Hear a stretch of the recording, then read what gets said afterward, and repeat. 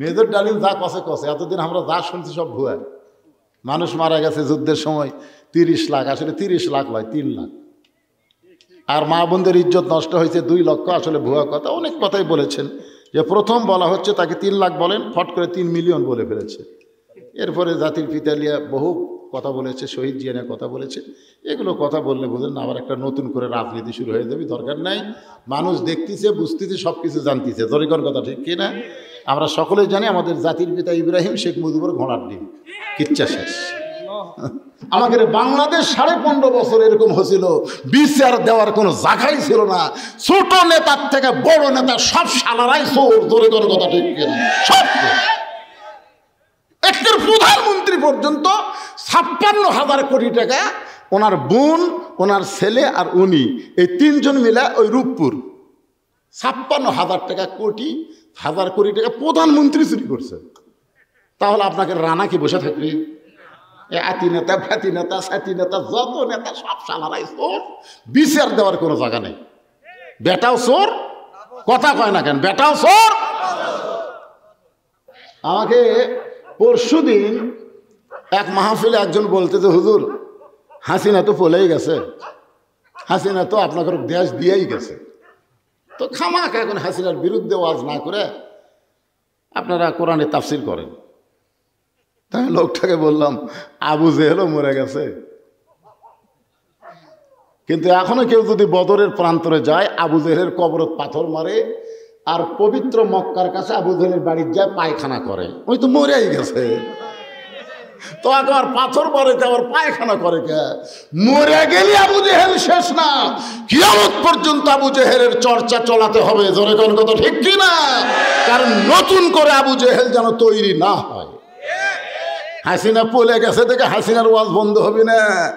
নতুন করে আওয়ামী লীগের মতন কোন ফ্যাসিস্ট বাংলাদেশে যেন জন্ম না হয়। জোরে কোন কথা ঠিক কি না? কি মনে করতেছেন? কতগুলা তেল তেলা আছে হুজুরা, এই তেল তালা, তুই কোন দলের তেল তালা আমরা তো চিনি না। মাথায় টুপি, মুখে দাড়ি, পরনে জুব্বা নিয়ে নবীর হাঁটুর সাথে হাঁটু লাগায় বলতে, যে হুজুর এটা না গন্ডগোলের আয়াত, গন্ডগোলের আয়াত।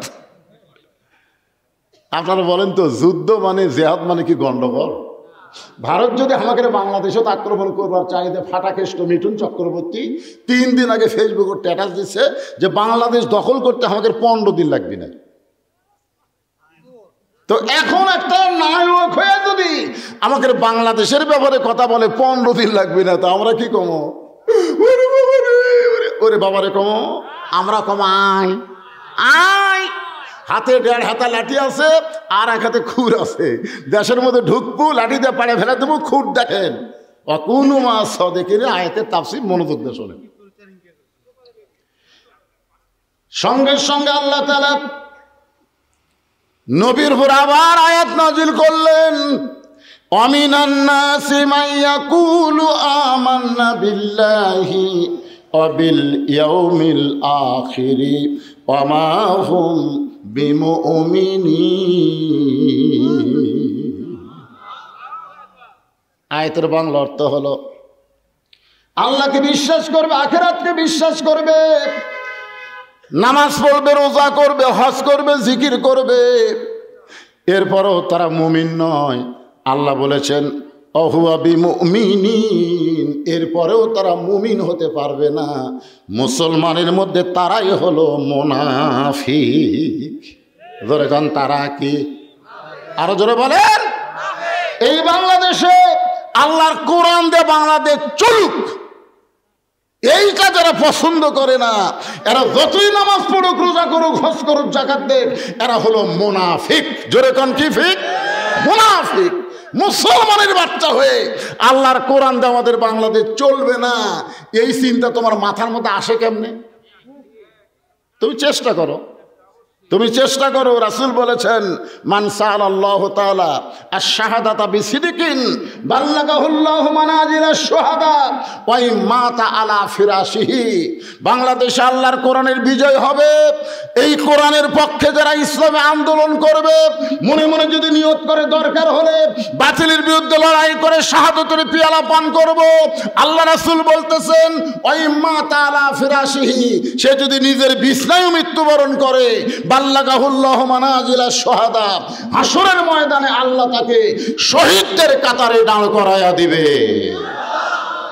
তাহলে চেষ্টা করার দরকার আছে না নাই? হ্যাঁ, আমরা চেষ্টা করব ইনশাআল্লাহ। আল্লাহ ডাক দিলেন, ইয়া আইয়ুহাল্লাযীনা আমানু, যারা আমাকে বিশ্বাস স্থাপন করেছো, আত্তাকুল্লাহ, তোমাদের মধ্যে যদি আল্লাহর ভয়টা সবসময় রাখতে চাও, আল্লাহর ভয় রাখতে গেলে মানুষের আইন দেওয়া হবে না, মানুষের তৈরি আইন দিয়ে আল্লাহর ভয় সবসময় থাকবে না, মাঝে মধ্যে থাকবে। কি কন? আসলে নামাজ পড়ছেন আপনি আল্লাহর ভয়ে, এবার জমির ধান দেখবার যায়, দেখতেছেন ওপর জমির পানি চলমল করতেছে, নিচে আমার জমির পানি নাই, তখন কিন্তু মানুষের ভয়, আল্লাহর ভয় আর নাই, তখন মানুষের ভয় কেউ নেই। মসজিদে করলো কার ভয়? কার ভয় নামাজ পড়ছে? কথা কন দেখেন, কার ভয় পড়ছে? তো বাইরে এসে চারিদিকে তাকায়া কেউ নাই, আস্তে করে বসে বিসমিল্লাহ কয়ে আল কাটছে, বিসমিল্লাহ কয়ে আল কাটে ওই পানিতে হাত ধোছে, দুই আবার দাঁড়ায় চারিদিকে তাকায় বলে আলহামদুলিল্লাহ, কেউ দেখেনি। আপনার বলেন তো, কেউ দেখেনি, এটা কি আল্লাহর ভয়ে না মানুষের ভয়ে? কেউ দেখেনি। এই যতদিন বাংলাদেশে মানুষের আইন চলবে, ততদিন মানুষের ভয়টা এইরকমই হবে। মসজিদের মধ্যে ঢুকবে আল্লাহর ভয়ে, কিন্তু হাতের জুতা কিন্তু দরজা থুবি না, ওটা আবার হাতত দিয়ে সামনে কাতরত যাবে। জোরে কোন কথা ঠিক কি না? জিজ্ঞাসা করা হচ্ছে কার ভয়ে? আল্লাহর ভয়ে। তো জুতা কেন? তখন বলছে যে হুজুর চোরের ভয়। আল্লাহর ভয়, চোরের ভয় একই কলিজার মধ্যে যতদিন থাকবে, ততদিন আপনি মুসলমান বলে দাবি করতে পারবেন, কিন্তু মরার সময় মুসলমান হয়ে মরতে পারবেন না। মরার সময় মুসলমান হয়ে মরতে গেলে দুনিয়ার সমস্ত ভয় অন্তর থেকে বের করে শুধুমাত্র আল্লাহর ভয় কলিজার থাকা লাগবে। জোরে কোন কথা ঠিক কি না? এই কারণে বলা হচ্ছে আত্তাকুল্লাহ, আল্লাহর ভয় কলিজার মধ্যে রাখতে গেলে। বর্তমানে যে আইন বাংলাদেশে চলতেছে, এই আইনের মধ্যে সন্দেহ আছে, ভুল আছে, ধোঁকা আছে। যে সংবিধান দিয়ে বাংলাদেশ চলতেছে, এই সংবিধানে ভুল আছে, সন্দেহ আছে, ধোঁকা আছে। কিন্তু যেই কোরআনের আপনারা ওয়াজ শুনতেছেন, এই কোরআনের মধ্যে কোনো সন্দেহ, ধোঁকা, ভুল, মাশাআল্লাহ। তাহলে দেশ স্বাধীন হওয়ার পর থেকে আমরা যা দিয়া চলতেছি, সবগুলোর মধ্যে কি আছে? ভুল আছে, সন্দেহ আছে, ধোঁকা আছে। কিন্তু যেইটার ওয়াজ আমরা আজকে শুনবার আইছি, এইটার মধ্যে ভুলও নাই, সন্দেহ নাই, ধোঁকাও নেই। এখন আপনারা বলেন যে আমরা কি আজকে খালি শুনবো? টানা টানা করছেন কেন? মানাও লাগবে, মানে সাহস করে বলেন না কেন? আপনি এই মানবো করে যদি আজকে ফজর আগে মরেন, আপনি জান্নাতে যাবেন। আর যখন টাইনে কবেন, 3 আলিফ টানে বলতেছেন মানাও লাগবে, তখন মরে গেলে ফেরেশতা কবে আল্লাহ কি করবো, ই তো টাইনিয়া করছে, আল্লাহটা টাইনিয়া জাহান্নামে দিয়া দা। বিশ্বাস নাই আপনাদের? বিশ্বাস নাই? আমরা আপনাদের দোয়ায় গোটা বাংলাদেশ ঘুরতেছি, গোটা বাংলাদেশ আপনাদের দোয়ায় ঘুরতেছি। আগামী তো অবস্থা খারাপ না, আগামীর অবস্থা খুবই ভালো ইনশাআল্লাহ। বুঝতেছেন ভাই? কারণ ভাগ্য গুণে আমরা কে ইউনুস পাইছি রে। আমার ভাই কয় দোয়া ইউনুস, ইউনুস নবীরে খাইল মাছেতে গিলিয়া, ফেরেশতা পাঠাইলেন আল্লাহ ইসমে আজম দিয়া, দমে দমে সে হরদম পড়ে সে ইসমে আজম, মাছেরই উদর হইতে বাঁচাইলা প্রাণ। সবাই বলেন আল্লাহু আল্লাহু, তুমি জানলে জালালুহু, শেষ করা তো যায় না গে তোমার গুণগান। আমাদের বাংলাদেশের মতন ৯৬টা দেশের খলিফা হযরত ওমর আত্তাকুল্লাহ, আল্লাহর ভয়কে নিজের চোখে দেখার জন্যে ছদ্মবেশে মদিনার অলি গলি ঘুরতেছেন। হঠাৎ হযরত ওমর দেখতে পায় দুই পাহাড়ের মাঝখানে একটা গিরিপথ। জোরে বলেন কি পথ? একটা গিরিপথ। যারা হজ করতে গেছেন, এখন আর বর্তমানে মক্কা মদিনায় গিরিপথ নাই, অনেক পাহাড়ের ভেতর দিয়ে এখন রাস্তা হয়ে গেছে। আগে ছিল দুই পাহাড়, দুই দিকে মাঝখানে একটা রাস্তা। এ রাস্তার নাম হলো গিরিপথ, ভয়ঙ্কর রাস্তা। বাংলাদেশের মতন ৯৬টা দেশের খলিফা হযরত ওমর আত্তাকুল্লাহ, আল্লাহর ভয় নিজের চোখে দেখার জন্য ছদ্মবেশে ঘুরতে ঘুরতে দেখে একটা সুন্দরী মেয়ে ধীর গতিতে হেঁটে হেঁটে আসতেছে। একটা অতীব সুন্দরী মেয়ে ধীর গতিতে হেঁটে হেঁটে আসতেছে। মেয়েটার সামনেও কোনো মানুষ নাই, পেছনেও কোনো মানুষ নাই। ওমর ফারুক আসমানের দিকে তাকাই বললেন, আলহামদুলিল্লাহ। কোন দিকে? কে আছে? আরো জোরে গান। এটা কি মাস? এটা আরবিতে কোন মাস? অনেকে বলে না যে আল্লাহ সব জায়গাতে আছে। আল্লাহ বলে সব জায়গাতে থাকে, তাহলে রাসূল কোথায় গেছিল মেরাজ করবার? কথা কন না কেন? অনেকে কিন্তু বলে যে আমরা আছি যেখানে আল্লাহ আছে সেখানে। আর আমাকে এলাকার এক ভণ্ড কয়, যত কাল্লা তত আল্লাহ। ইমানকে পরিষ্কার করা লাগবে। ইয়া আইয়ুহাল্লাযীনা আমানু, আগে আল্লাহ ইমানদারকে লক্ষ্য করে ডাক দিয়েছেন। আমরা বলবো আমরা আছি যেখানে আল্লাহর পাওয়ার সেখানে আছে না নাই? আল্লাহর চোখ আছে সেখানে, আল্লাহর কান আছে সেখানে। আপনি ফিস ফিস করে কথা বলেন, আল্লাহ শুনতে পায়। এমনকি বলাও লাগবে না, মনের মধ্যে কল্পনা করেন আমার আল্লাহ জানতে পারে। আপনি যেখানেই থাকেন না কেন, আল্লাহর চোখে আপনাকে দেখতে পায়। ধরে কোন কথা ঠিক কিনা?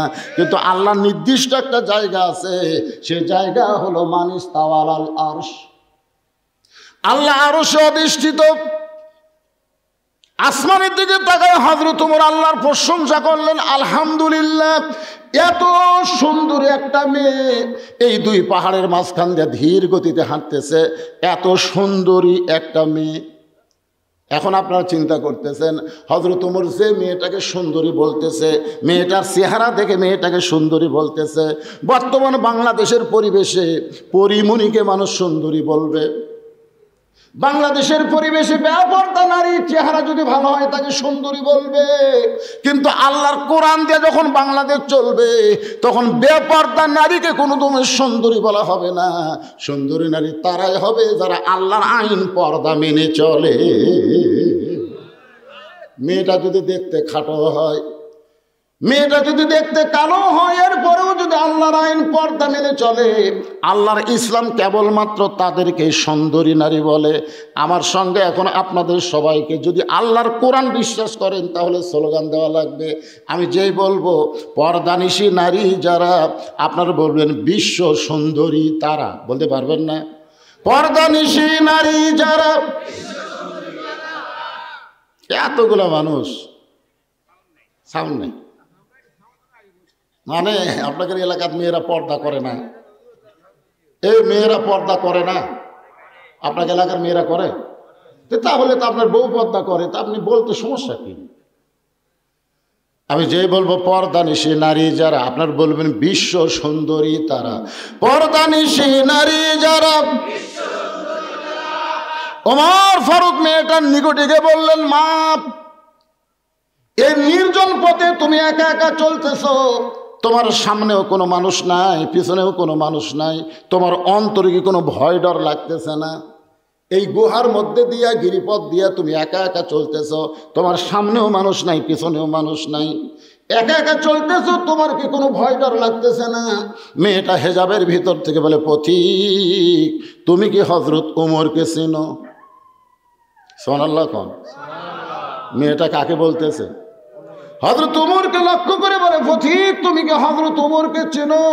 যে ওমর আল্লাহর কোরআন দিয়ে রাষ্ট্র চালায়, আল্লাহর কোরআন দিয়ে যখন রাষ্ট্র চলবে, পৃথিবীর এক প্রান্ত থেকে আর একটা প্রান্তে একটা মহিলা যাবে, ওই মহিলার কলিজার মধ্যে কেবলমাত্র আল্লাহর ভয় থাকবে, আল্লাহ ছাড়া পৃথিবীর অন্য কারো ভয় থাকবে না। তাহলে কোরআন দিয়ে যখন রাষ্ট্র চলবে, দুনিয়ার কারো ভয় অন্তরে থাকবে না, একমাত্র ভয় থাকবে কার? তাহলে আত্মাকুল্লাহ ডিগ্রি যদি আমরা অর্জন করতে চাই, মানুষের সংবিধান, মানুষের আইনকে বাতিল করে দিয়া আমার আল্লাহর কোরআনের আইনের দরকার আছে না নাই? আল কোরআনের আলো। আবু জেহেলও ছিল, এটা আপনাকে স্লোগান, এটা আবু জেহেলের স্লোগান। আল্লাহ নবী বলেছিল, বাবা তুমি ঘরের মধ্যে কোরআন সে পড়ো, তুমি কি চাও? তুমি যা চাবা। তুমি যদি সুন্দরী একটা বউ চাও, অল্প বয়সের কচু বউ তোমাকে দেব। তুমি যদি টাকা পয়সা চাও, তোমার ঘরের মধ্যে টাকা দিয়ে ভরে দেব। তুমি যদি ভালো ভালো খাবার চাও, গোটা ঘর তোমার খাদ্যের গুদাম হয়ে যাবে। শর্ত হলো কোরআন শরীফ নিয়ে তুমি ঘরের মধ্যে থাকবে, ঘরের বেড়াদান যায় না, বেড়াদান যায় না। নবী বললেন, চাচা যেগুলো আপনারা দিবার চাচ্ছেন সেগুলো তো দূরের কথা, যেটা কোনোদিনও দিবার পারবেন না, আমার ডান হাতে যদি সূর্য দেন আর বাম হাতে যদি চন্দ্র দেন, আল কোরআনের আলো এইটা সব জায়গায় জ্বলাতে হবে। ধরে কোন কথা ঠিক কিনা? তাহলে আবু জেহেলের স্লোগান বাদ দিয়া নবীর স্লোগান ধরেন। আমি যেই বলবো আল কোরআনের আলো, আপনারা বলবেন সব জায়গায় জালো। আল কোরআনের আলো, কোরআন হাদিস যেখানে, দুনিয়ার মুসলমান লিল্লাহে তাকবীর। ওমর ফারুককে মেয়েটা বলতেছে, পথিক তুমি কি হজরত উমরকে চেনো? যে ওমর আল্লাহর কোরআন দিয়ে রাষ্ট্র চালায়, আর কোরআন দিয়ে যখন রাষ্ট্র চলবে, তখন পৃথিবীর এক প্রান্ত থেকে আর একটা প্রান্তে একটা মহিলা মানুষ যাবে, তার কলিজার মধ্যে কেবলমাত্র ভয় হবে কার? আমার সঙ্গে তাহলে সবাই বলার চেষ্টা করবেন, সেদিন ষোড়শী নির্জন পথে যাবে, কোনো জন কটু কথা কবে না, পথে আর প্রান্তরে সম্পদের মোহে পড়ে খুন আর রাহাজানি হবে না। সবাই বলেন, যদি মেনে চলি কোরআন। এ কথাটা বলেন, যদি মেনে চলি কোরআন আর রাসূলের বিধান, সকলেই শান্তিতে থাকবে, বাংলার আকাশে কলেমার পতাকা যেদিন দুলবে। আল্লাহু আকবার। বাংলাদেশের আকাশে কলেমার পতাকা দুলুক, এটা কি আপনারা চান? কারা কারা চান? আল্লাহকে একটু হাত দেখান। আল্লাহ, যারা হাত টান টান করে তুলতেছেন, আল্লাহ মরার আগে হাত দুলে লুলে করে দিও আল্লাহ, এই টান টান করে তোলেন। লিল্লাহি তাকবীর। হাত নামান। আরে চাইছেন, এরাই তো ফেরেশতারা ভিডিও করে আল্লাহ দেখাচ্ছে। দেখেন আল্লাহ, বাংলাদেশের জনগণ আপনার কোরআন অনুযায়ী চলবার চাই। আল্লাহ বলে নিয়ত করার সঙ্গে সঙ্গে আমি আল্লাহ ওদের প্রতি রাজি এবং খুশি হয়ে গেলাম। তো দুই হাত তুলে আল্লাহর দেখালেন, অসুবিধা কোন থেকে? বুঝতে পারতেছে না আওয়ামী লীগ, বিএনপি, জাতীয় পার্টি, এরা মনে করতেছে কোরআন দিয়ে যদি বাংলাদেশ চলে তাহলে আমাকে কি হবি রে? আরে পাগলা, কোরআন দিয়ে বাংলাদেশ চললে হিন্দুকেরও লাভ আছে। আমার এলাকার সবগুলা হিন্দু একদিন আমার মাদের সাথে এসে বলছি, তো হুজুর আমরা আপনার দল করব। আমি বললাম কেন? বলে বহু দল দেখা শেষ, আগামীতে দেখবো হিন্দুরা আল্লাহর কোরআনের বাংলাদেশ। দেখছেন, হিন্দুরা বলতেছে, আর আপনার মুসলমানের বাচ্চা হয়ে কথা সাহস পাচ্ছেন না, মনে করতেছেন কোরআন দিয়ে দেশ চললে তো এক নম্বর কাম হবে নামাজ পড়া রে। আমরা তো ফজর নামাজ পড়ি না রে, যে ঠান্ডা, আজান দিলে আমরা আড়াই হাত হই। এখন কোরআন দিয়ে রাষ্ট্র চললে প্রথমেই শর্ত হবে নামাজ কায়েম করা, নামাজ না পড়লে 5 হাত বেড়িয়া নামাজ ধরাবি। জোরে কোন কথা ঠিক কিনা? এইরকম বেয়া নামাজেরা চাচ্ছে কোরআন দিয়ে বাংলাদেশ না চলুক। যারা সুদ খায় তারা করছে, আমি একা বসে থেকে যে হারে বাড়তি খাচ্ছি, যেদিন থেকে কোরআন দিয়ে বাংলাদেশ চলবে সেদিন সুদ ভিত্তিক অর্থনীতিকে কবর দিয়া জাকাত ভিত্তিক অর্থনীতি চালু হয়ে যাবে। জোরে কোন কথা ঠিক কিনা? এ কোরআন দিয়ে যদি বাংলাদেশ চলে তাহলে শাবনুর পপি পূর্ণিমা এরকম দেখা যাবি না রে, সব মেয়ে মানুষ বোরকার মধ্যে ঢুকবি রে, তখন আমরা দেখবো কাকে। এলা নানা ধরনের চিন্তা, মিন শাররিল ওয়াসওয়াসিল খান্নাস, শয়তান আপনাদের মনের মধ্যে ধোঁকা দিচ্ছে। কোনো ধোঁকা না। আল্লাহর কোরআন আসলে আওয়ামী লীগ, বিএনপি, জামাত, তাবলীগ মসজিদের মধ্যে ঢুকলে যেমন আমরা কাতার সোজা করে দাঁড়াই, বাংলাদেশের সব মুসলমান আমরা ভাই ভাই হয়ে যাব। জোরে কোনো কথা ঠিক কিনা? আমাদের মধ্যে কোনো বৈষম্য থাকবে না। ওমর ফারুক মেয়েটাকে বলতেছে, মা তোমার কথা শুনে আমি অত্যন্ত খুশি হইলাম, কিন্তু তুমি যে ধীর গতিতে চলতেছ, তোমার চলা দেখে মনে হচ্ছে তুমি একজন দুঃখী নারী। কারণ তুমি যে ধীর গতিতে দুই পাহাড়ের মাঝখান দিয়ে হাঁটতেছ, আমার মনে হয় তুমি একজন দুঃখী নারী। মেয়েটা হেজাবের ভিতর থেকে বলতেছে, পথিক আমি আসলেই একজন দুঃখী নারী। আজকে 6 দিন হলে হযরত উমরকে আমি খুঁজে বেড়াই। সুবহানাল্লাহ কবেন না? আসলে আমি একজন কি? আমি আসলে একজন দুঃখী নারী। আজকে 6 দিন হলে হযরত উমরকে আমি খুঁজে বেড়াই। উমর ফারুক বলতেছে, মা তুমি পাগলি নাকি? উমর হলো অর্ধ পৃথিবীর খলিফা।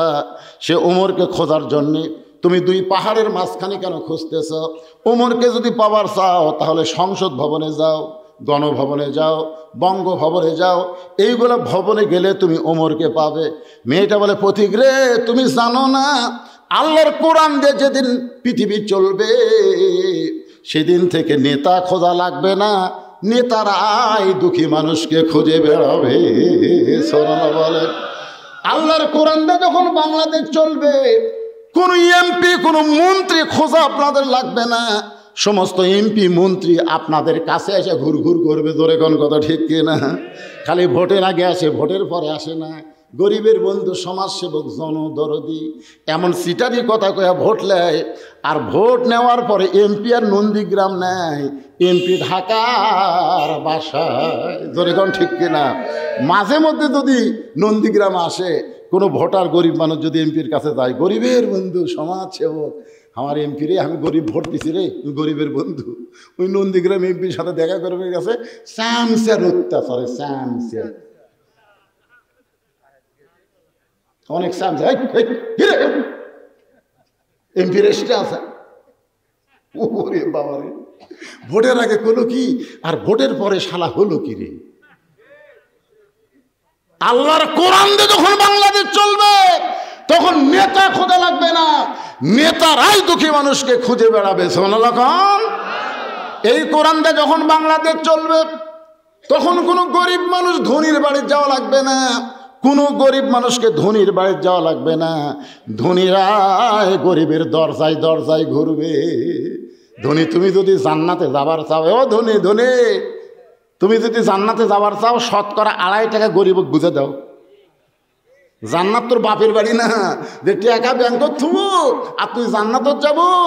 মরিয়া দেখ, কবরের মধ্যে 70টা সাপ হবে, এক একটা সাপের 5টা করে মাথা হবে। জোরে কোন কয়টা করে মাথা? এরকম 5 মাথা লিয়া টাকা আলার বুকের উপর যখন মারবি না, 40 গজ মাটির তলে যাবি, 40 গজ।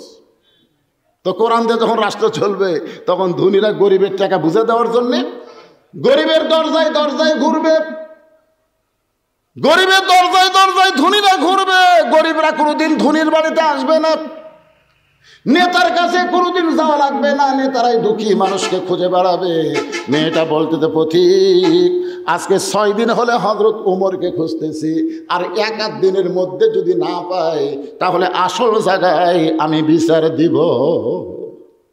সুবহানাল্লাহ কর না কেন? মেয়েটা কি বলতেছে? আজকে কয় দিন হলে খুঁজতেছি? আজকে 6 দিন হলে হযরত উমরকে খুঁজতেছি, আর 1 দিনের মধ্যে যদি খুঁজে না পায় তাহলে আসল জায়গায় বিচার দিব। উমর ফারুক ছোট বাচ্চার মতন থরথর করে কাঁপতেছে। থরথর করে কাঁপার কারণ হলো কি জায়গা? আপনারা বলেন তো, হাসিনার এরকম পতন হওয়ার কারণ কি? আমরা জজ কোর্ট, সুপ্রিম কোর্ট, হাইকোর্ট সব জায়গায় কিন্তু বিচার দিচ্ছি, কাম হয়নি। যত খারাপ মানুষ সব জামিন পায়, আর যত ভালো মানুষ সব জেলখানায়। তখন জনগণ দেখলো না, কাম হবি না, আসল জাগাত। সকালবেলা হুমকি মারছে আমার 5 ফিরে। সকালবেলা আমাকে চিনিস, আমাকে চিনিস, আমি কার দল করেছি জানিস? আগামীকাল সকাল 10টায় তো সাইজ করবো রে, সকাল 10টা। এমন হুমকি মারছে, গরিব মানুষ বাড়ির যা কানতেছে। বউ বলে কান্দো কেন? বলে সকাল 10টায় আমার হাত পা ভাঙবি। বউ কই তুমি পাগল নাকি? সকাল 10টায় তোমার হাত পা ভাঙবি আর তুমি আগা রাত্রে কান্দিছ? এ দেশত কি বিচার নাই? এ দেশ কি মগের মূল্য হলো নাকি? তুমি চেয়ারম্যানকে বিচার দাও, মেম্বারকে বিচার দাও। তখন স্বামী মুচকি মুচকি হাসে। বউ কলে হাসো কেন? তুই বদরুল রশিদের ওয়াজ শুনিস নি? বউ কয় বদরুল রশিদ আবার কি ওয়াজ করছে? বদরুল রশিদ ওয়াজ করছে 6 বছর আম বাগানে চাষ করছে, 6 বছর।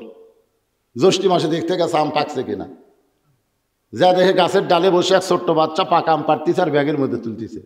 বাগানের মালিক বলে কে রে, আমি খাইনি, আমার পরিবারের কেউ আম খায়নি, আর তুই আমার কাছে আম পাড়তেছিস, তোর বাপক যা বিচার দেবো রে। ছেলে খালি মুচকি মুচকি হাসে। বাগানের মালিক বলে হাসিস কেন? বলে আমার বাপক কোথায় খুঁজবার যাবেন, আমার বাবা আর এক গাছে চড়ছে। তখন বাগানের মালিক নিচে বসে কান্দের বলে আল্লাহ বিচার দিমু কার কাছে? বেটাও চোর, বাপও চোর। আমাদের বাংলাদেশ 15.5 বছর এরকম হয়েছিল, বিচার দেওয়ার কোনো জায়গাই ছিল না। ছোট নেতার থেকে বড় নেতা সব শালারাই চোর। জোরে জোরে কথা ঠিক কিনা? সব একের প্রধানমন্ত্রী পর্যন্ত 56,000 কোটি টাকা ওনার বোন, ওনার ছেলে আর উনি, এই 3 জন মিলে ওই রূপপুর 56,000 টাকা কোটি, 1000 কোটি টাকা প্রধানমন্ত্রী চুরি করছে। তাহলে আপনাকে রানা কি বসে থাকবে? আতি নেতা, ফ্যাতি নেতা, সাতি নেতা, যত নেতা সব শালারাই চোর। বিচার দেওয়ার কোনো জায়গা নেই। বেটাও চোর, কথা কয় না কেন? বেটাও চোর।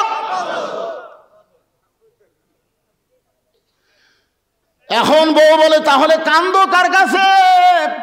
স্বামী বলতেছে আসল জায়গায় বিচার দিছি, দেখি আল্লাহ কি করে। আল্লাহ আল্লাহ আগামীকাল সকাল 10টায় আল্লাহ, আমি একটা নিরপরাধ মানুষ, আল্লাহ আমার কোনো অপরাধ নাই, আমার হাত পা ভাঙবে আল্লাহ। আল্লাহ কয় ঠিক আছে, তোর ভাঙ্গার আগে ওর ভাঙ্গি। এখন আল্লাহ ফারকি পারে না, কথা কর না কেন? আর বউ দুপুরবেলা প্যান্ট শার্ট পরিষ্কার করছে, টাইলসালা গোসলখানা প্যান্ট শার্ট পরিষ্কার করছে, কিন্তু সাবানের ফ্যানটা পানি দিয়ে যে ধুয়ে দেওয়া লাগবে ওটার মনে নাই। যে মেয়ে মানুষ সবসময় স্টার জলসা জি বাংলা দেখে, এখন কথা ঠিক কিনা? হ্যাঁ, সবসময় ওই চিনতে।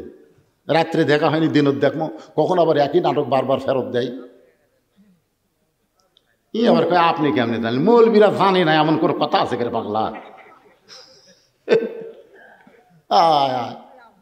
আরে আমার এলাকাতে আমি কি শহরত আসমানত থাকি না গ্রামত থাকি? লিজি দেখছি এক মানুষ এই সব পুরো শেষ হলো রে, মানে পুরা গন্ধ বার হয়ে গেছে। ওই গ্যাসের চুলার উপরে তরকারি তুলে দিয়ে ওই নাটক দেখবার গেছে। এখন নাটক দেখবার যে তরকারি তুলে দিয়েছিল মনেই নেই। একে তরকারি পুড়িয়ে পাইলে পুড়ে, আপনি বলেন তো তরকারি আর পাল্লা পড়লে কয় বাড়ি পর্যন্ত যায়? দৌড়ে এসে দেখে কেন কি হলো? ও যে স্টার জলসা দেখবার যাই তো কাম ছাড়া। তা এখন প্যান্ট শার্ট পরিষ্কার করছে, সাবানের ফ্যানটা পরিষ্কার করেনি। এক সময় ওই ফ্যানটা শুকা টাইলসের ওপর ল্যালপা হয়ে আছে। ল্যালপা বোঝেন? রাত 9টার সময় যে বেটা হুমকি দিস আগামীকাল সকাল 10টায় তো সাইজ কর্ম, ওই রাত 9টার সময় পন্সের স্যান্ডেল পাওয়ার দেয়া তলা সমান ওই বাথরুমে পেশাব করবার গেছে। ওর বউ যে ল্যালপা করে তো তুই কি জানে? ওই পন্সের স্যান্ডেল পাওয়ার দেয় ল্যালপার উপর কেবল 2 পাও দিছে একবারে। আপনারা মনে করেন একবারে যদি 2 পাও যায়, কোনো ব্রেক ধরার বুদ্ধি আছে? ঠাস করে পড়েছে, ও মারে বাবারে কই চিল্লা উঠছে। বউ দৌড়ায় সে থেকে স্বামী বেহুশে আছে, চোখে মুখে পানি দিয়েছে, চেতন পায় কয় আমার মাছ আ গেছে। মোবাইল করেছে শহীদ জিয়া মেডিকেল কলেজের অ্যাম্বুলেন্সে। অ্যাম্বুলেন্সে 11টার সময় প্যাঁপো প্যাঁপো করে গ্রামের মধ্যে ঢুকছে। স্বামী বলতেছে আমার গ্রামে কে অসুস্থ হলো, আমি একটু বাইরে যাই। বউ বলতেছে তোমার কি মনে নাই, তোমার হাত পাও ভাঙবি। সেটা তো সকাল 10টায় রে, এখন বাজে রাত 11টা। আমার গ্রামের কোন বাড়িতে অ্যাম্বুলেন্স আসতেছে একটু দেখা লাগবে না? ওই বার হইয়া দেখে যাই হুমকি মারছে ওরই দরকার। আস্তে আস্তে যায় দেখে তক্তা যেরকম বার করে তক্তা ওই রকম শান করে বার করে অ্যাম্বুলেন্সের এক দিক দিয়ে ঢুকে দিচ্ছে। ওই জানলার যা বলতে কে ভাই সকাল 10টা বাজতে অনেক বাকি ভাই, 41 সালের বহু বাকি ভাই, 24 সালের খবর কি?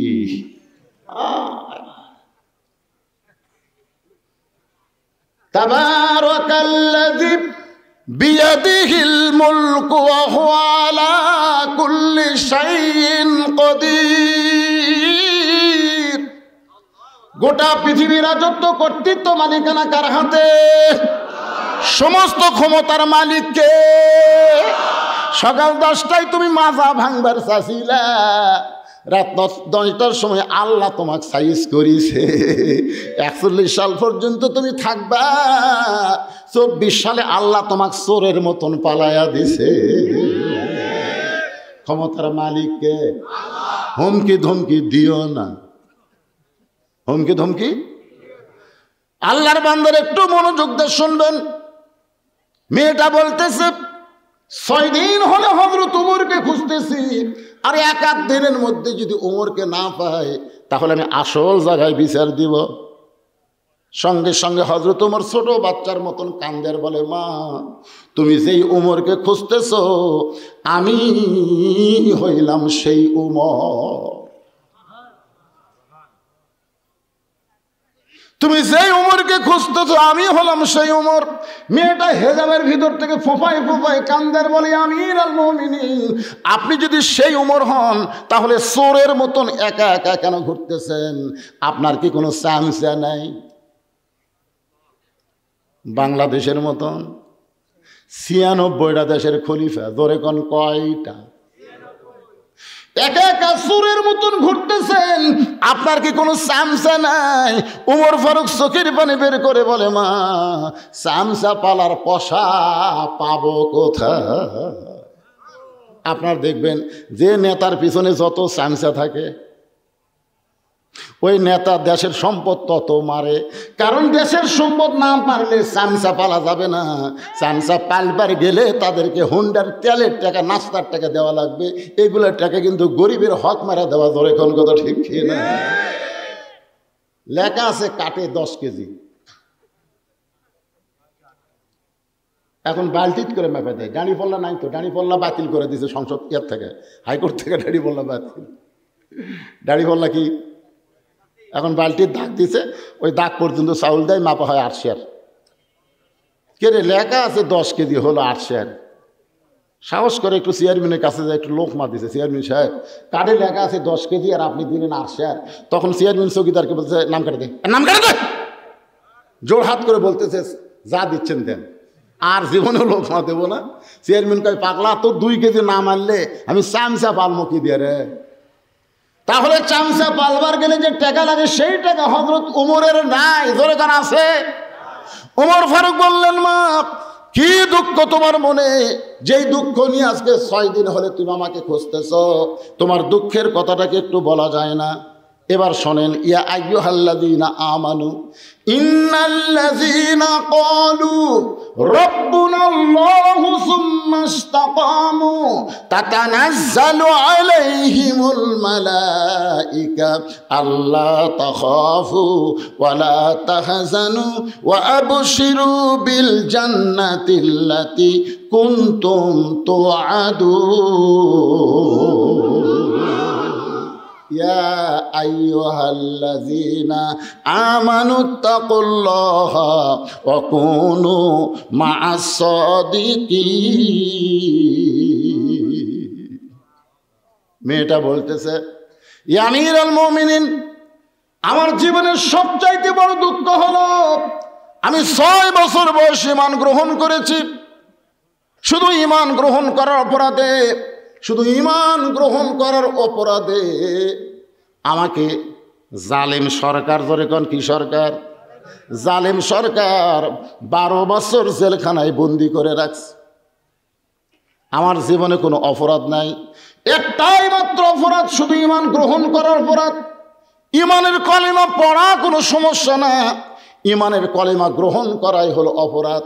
আমাদের বাংলাদেশের যারা ঈমানের কলেমা পড়েছে তাদেরকে পুলিশ কোনো দিন খুঁজবে না, কিন্তু যারা ঈমান গ্রহণ করে, ঈমান অনুযায়ী যারা কোরআনের আইন চায়, তাদেরকে কিন্তু 15.5 বছর বাড়ি থাকবার দেয় নাই। জোরে কোন কথা ঠিক কিনা? মেয়েটা কি বলতেছে, আমার জীবনের সবচাইতে বড় দুঃখ হলো 6 বছর বয়সে ঈমান গ্রহণ করেছি, 12 বছর জেলখানায় বন্দি জীবন কাটাইছি। সকালবেলা 3টা করে চাবুক মারছে, বিকেলবেলা 3টা করে চাবুক মারছে, আমার দেহের এমন কোনো জায়গা নাই যেই জায়গায় জালেমের চাবুকের আঘাতের দাগ নাই। আপনারা বলেন তো, আমির হামজা কোন অপরাধে জেলখানায় 3 বছর? মামুনুল হক কোন অপরাধে জেলখানায় 3 বছর? যেই মামুনুল হক বাঘের মতন গর্জন করে ভাষণ দেয়, আর সেই মামুনুল হককে জেলখানায় নিয়ে যাওয়ার পরে সে হেঁটা হেঁটা আদালতে আসতে পারে না, তাকে সিয়ারে করে আদালতে আনতে হয়। ধরে কোন কথা ঠিক কি না? তার মানে কি বুঝতেছেন? আলেমদেরকে জেলখানায় নিয়ে যায় ওই সমস্ত জালেমরা কিন্তু সহজে রাখে না, বরং তাদের উপরে নানা ধরনের শাস্তি আরোপ করা হয়। ধরে কোন কথা ঠিক কি না?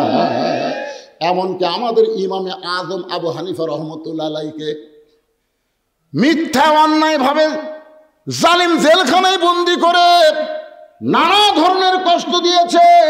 আবু হানিফা রহমতুল্লাহ আলাইহির মা একদিন ছেলেকে দেখতে গেছে। ছেলেকে যখন দেখতেছে তার গোটা গায়ে রক্ত, গোটা গায়ে রক্ত। মা বলে, বাজান তোর পাঞ্জাবের উপর দিয়ে রক্ত কেন দেখা যায়? আবু হানিফা রহমতুল্লাহ আলাইহি নোমান বিন সাবিত কান্দে বলে, মা অন্যায়কে গ্রহণ না করে হকের পক্ষে থাকার কারণে দৈনিক 21টা করে চাবুক জালেম আমার দেহে মারে।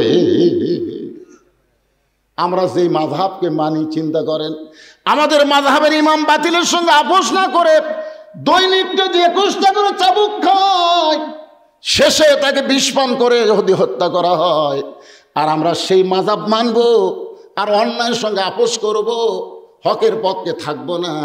এই মাযহাব মানা দিয়ে আপনি কিন্তু জান্নাতে যাবার পারবেন না। ইমামকে অনুসরণ করা লাগবে। ধরে কোন কথা ঠিক কি না? আপনি যদি ইমামকে অনুসরণ করেন, একটি দায়িত্ব বিহাদাল ইমাম, আপনি অনুসরণ করলেন কিন্তু ইমামের আগে রুকুত গেলেন, ইমামের আগে ছেদায় গেলেন, তাহলে ইমামকে অনুসরণ করবেন, আবু হানিফার মাযহাব মানবেন, কিন্তু তার মতন বাতিলের সঙ্গে জিহাদ করবেন না। তাহলে তো আপনার হলো না। কথা কন না কেন? বারে মন খারাপ করতেছেন আপনারা? একটু মনোযোগ দিয়ে শুনবেন। যে কোনো সময় আমাদের মৃত্যু হবে, যে কোনো সময়। আজকের মাহফিলটা মনে করেন আমার জীবনের শেষ মাহফিল, আপনার জীবনের শেষ মাহফিল হতে পারে। ধরে কোন ঠিক কি?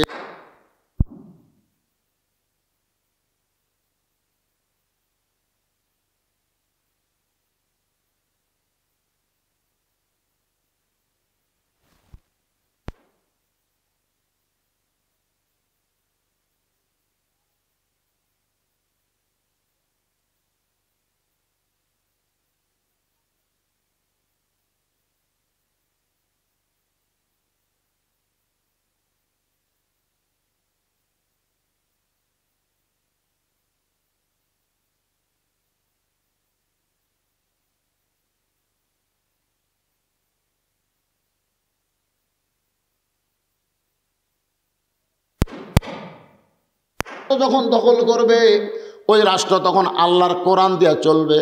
আর আল্লাহর কোরআন দিয়ে যখন কোনো রাষ্ট্র চলবে,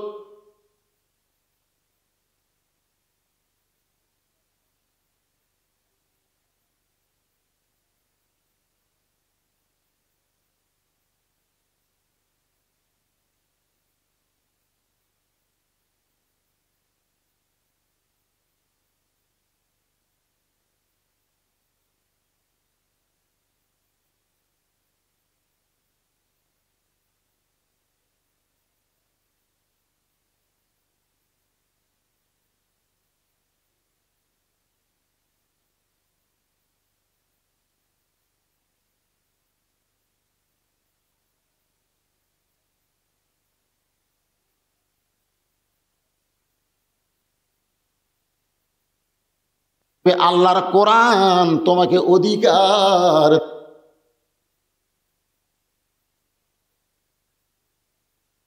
আছে না নাই? কতগুলা?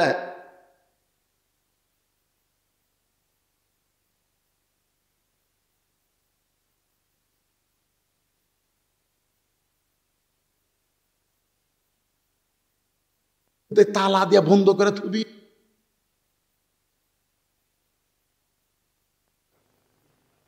আমার মায়েরা যারা আছেন শোনেন, মা শোনেন, নারীদেরকে সবচাইতে বেশি অধিকার দিয়েছে ইসলাম। ধরে কোন কথা ঠিক কি না?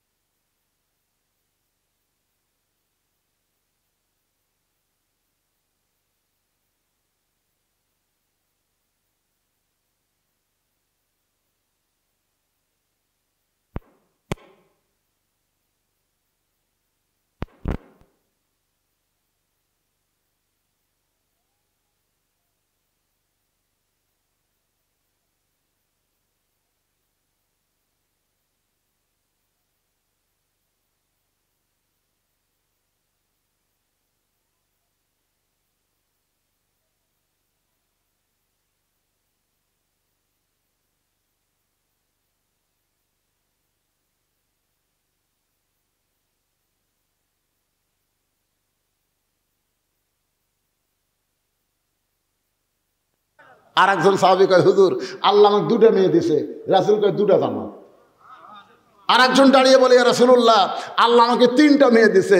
আল্লাহ রাসূল বললেন, তুমি শুধু জান্নাতি না।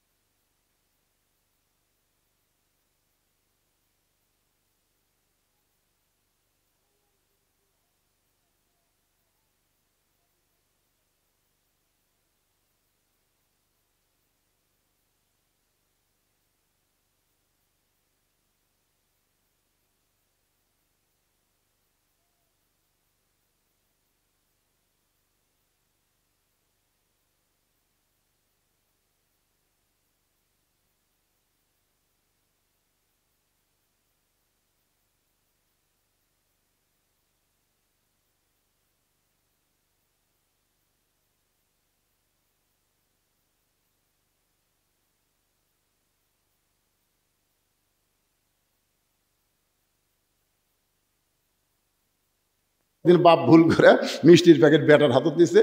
বেটার প্যাকেট খুলে কয়, বাজারে তার মিষ্টি নাই। এই তিনটা আনছেন কেন? এই তিনটা তো আমারই লাগে।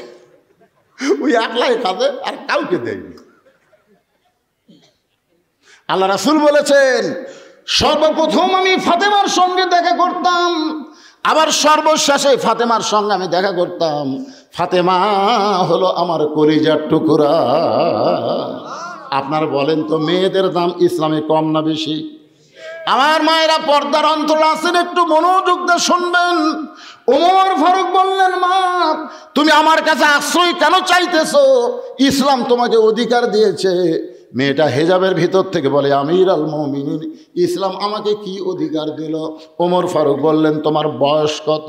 মেয়েটা বলতে, 6 বছর বয়স ঈমান গ্রহণ করেছি, আর 12 বছর জেলখানায় বন্দি জীবন কাটাইছি। 6 আর 12 একত্র করলে 18 বছর হয়। ওমর ফারুক বললেন, মা 18 বছরের একজন যৌবনা নারীর জন্য ইসলামের বহু অধিকার আছে। তার মধ্যে 1 নম্বর অধিকার হলো ভালো একটা ছেলের সঙ্গে বিয়া বসা। আপনারা সুবহানাল্লাহ করছেন না, কারণ ভালো ছেলে বলতে এখানে কিন্তু বলে নাই যে সুন্দর একটা ছেলের সাথে বিয়া বসা। সুন্দর একটা ছেলের কথা বললে আমি জীবনে বউ পাতাম না।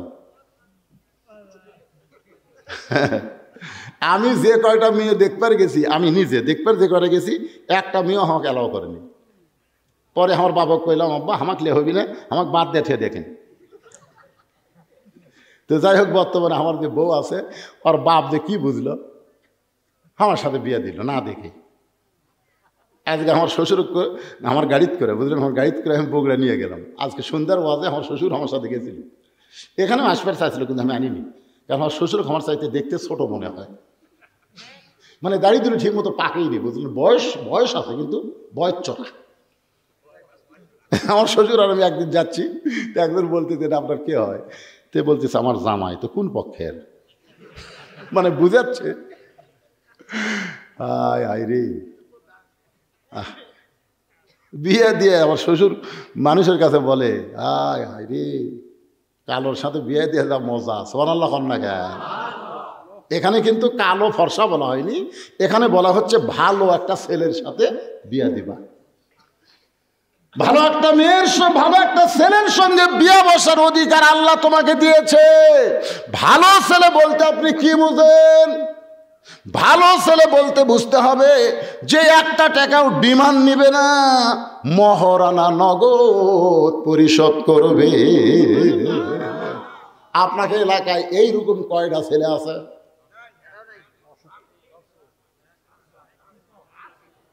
কারা কারা বিয়ে করেননি তারা হাত তোলেন তো দেখি। যারা বিয়ে করেননি এখন পর্যন্ত, যারা বিয়ে করেনি তারাই মাহফিলত কেউ নাই। এবারে এ আড়িয়ারা কি করতেছে? আপনি কি এলাকার আড়িয়ারা কি করতেছে?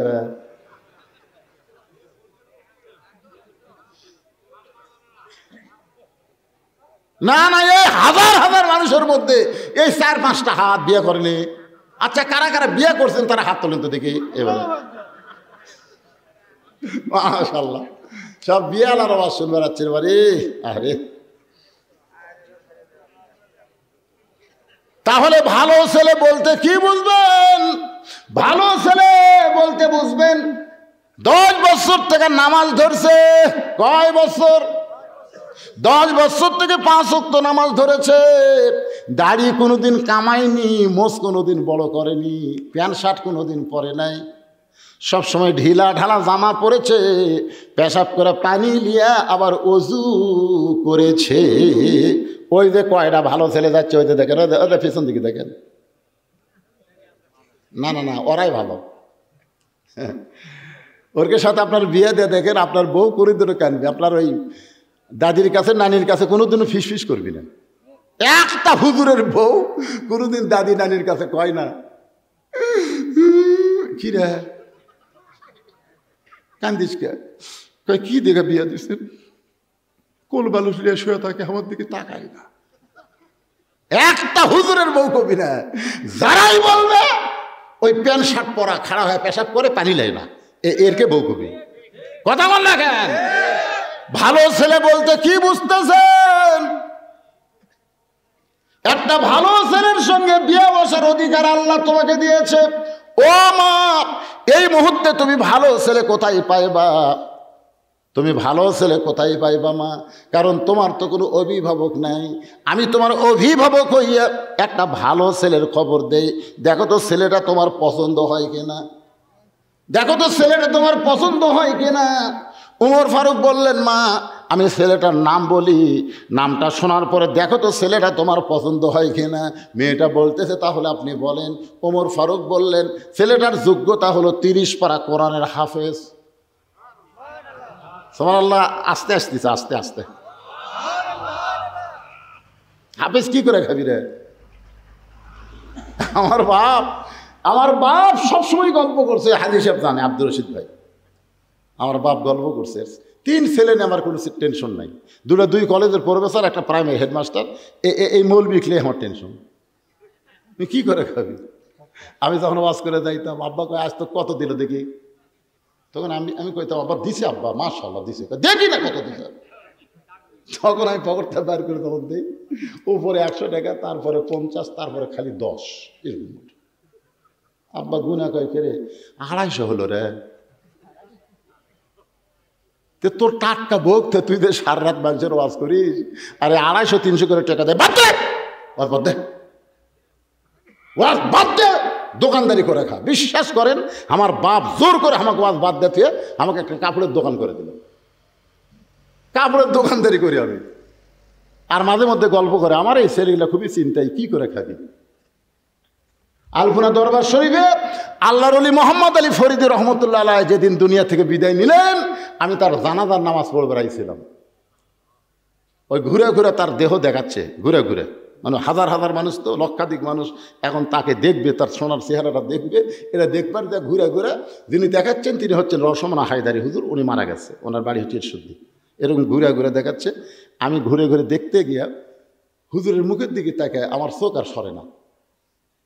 আমি কিছুক্ষণ যখন তাকাই আছি, তখন হায়দারি হুজুর বুঝতে পারলেন, ইত্তাকু ফিরাসাতাল মুমিনিনা ফাইন্নাহু ইয়ানজুরু বিনুরিল্লাহ। এই মৌলানা সাহেব তো সাধারণ মানুষের মতন দেখতেছে না, আমাকে হাত ধরে হুজুরের কাছে টেনে দিল। আমি আধ ঘন্টা পর্যন্ত মোহাম্মদ আলী ফরিদি পীর কেবলা রহমতুল্লাহ আলাইহির চেহারার দিকে তাকায় থাকলাম। ওই যে পাগল হয়ে গেলাম। আলপনা দরবার শরীফে দোকানদারি ব্যবসা বাণিজ্য বাদ দিয়ে সব ছাড়িয়ে ছড়ে চলে আসলাম এখানে।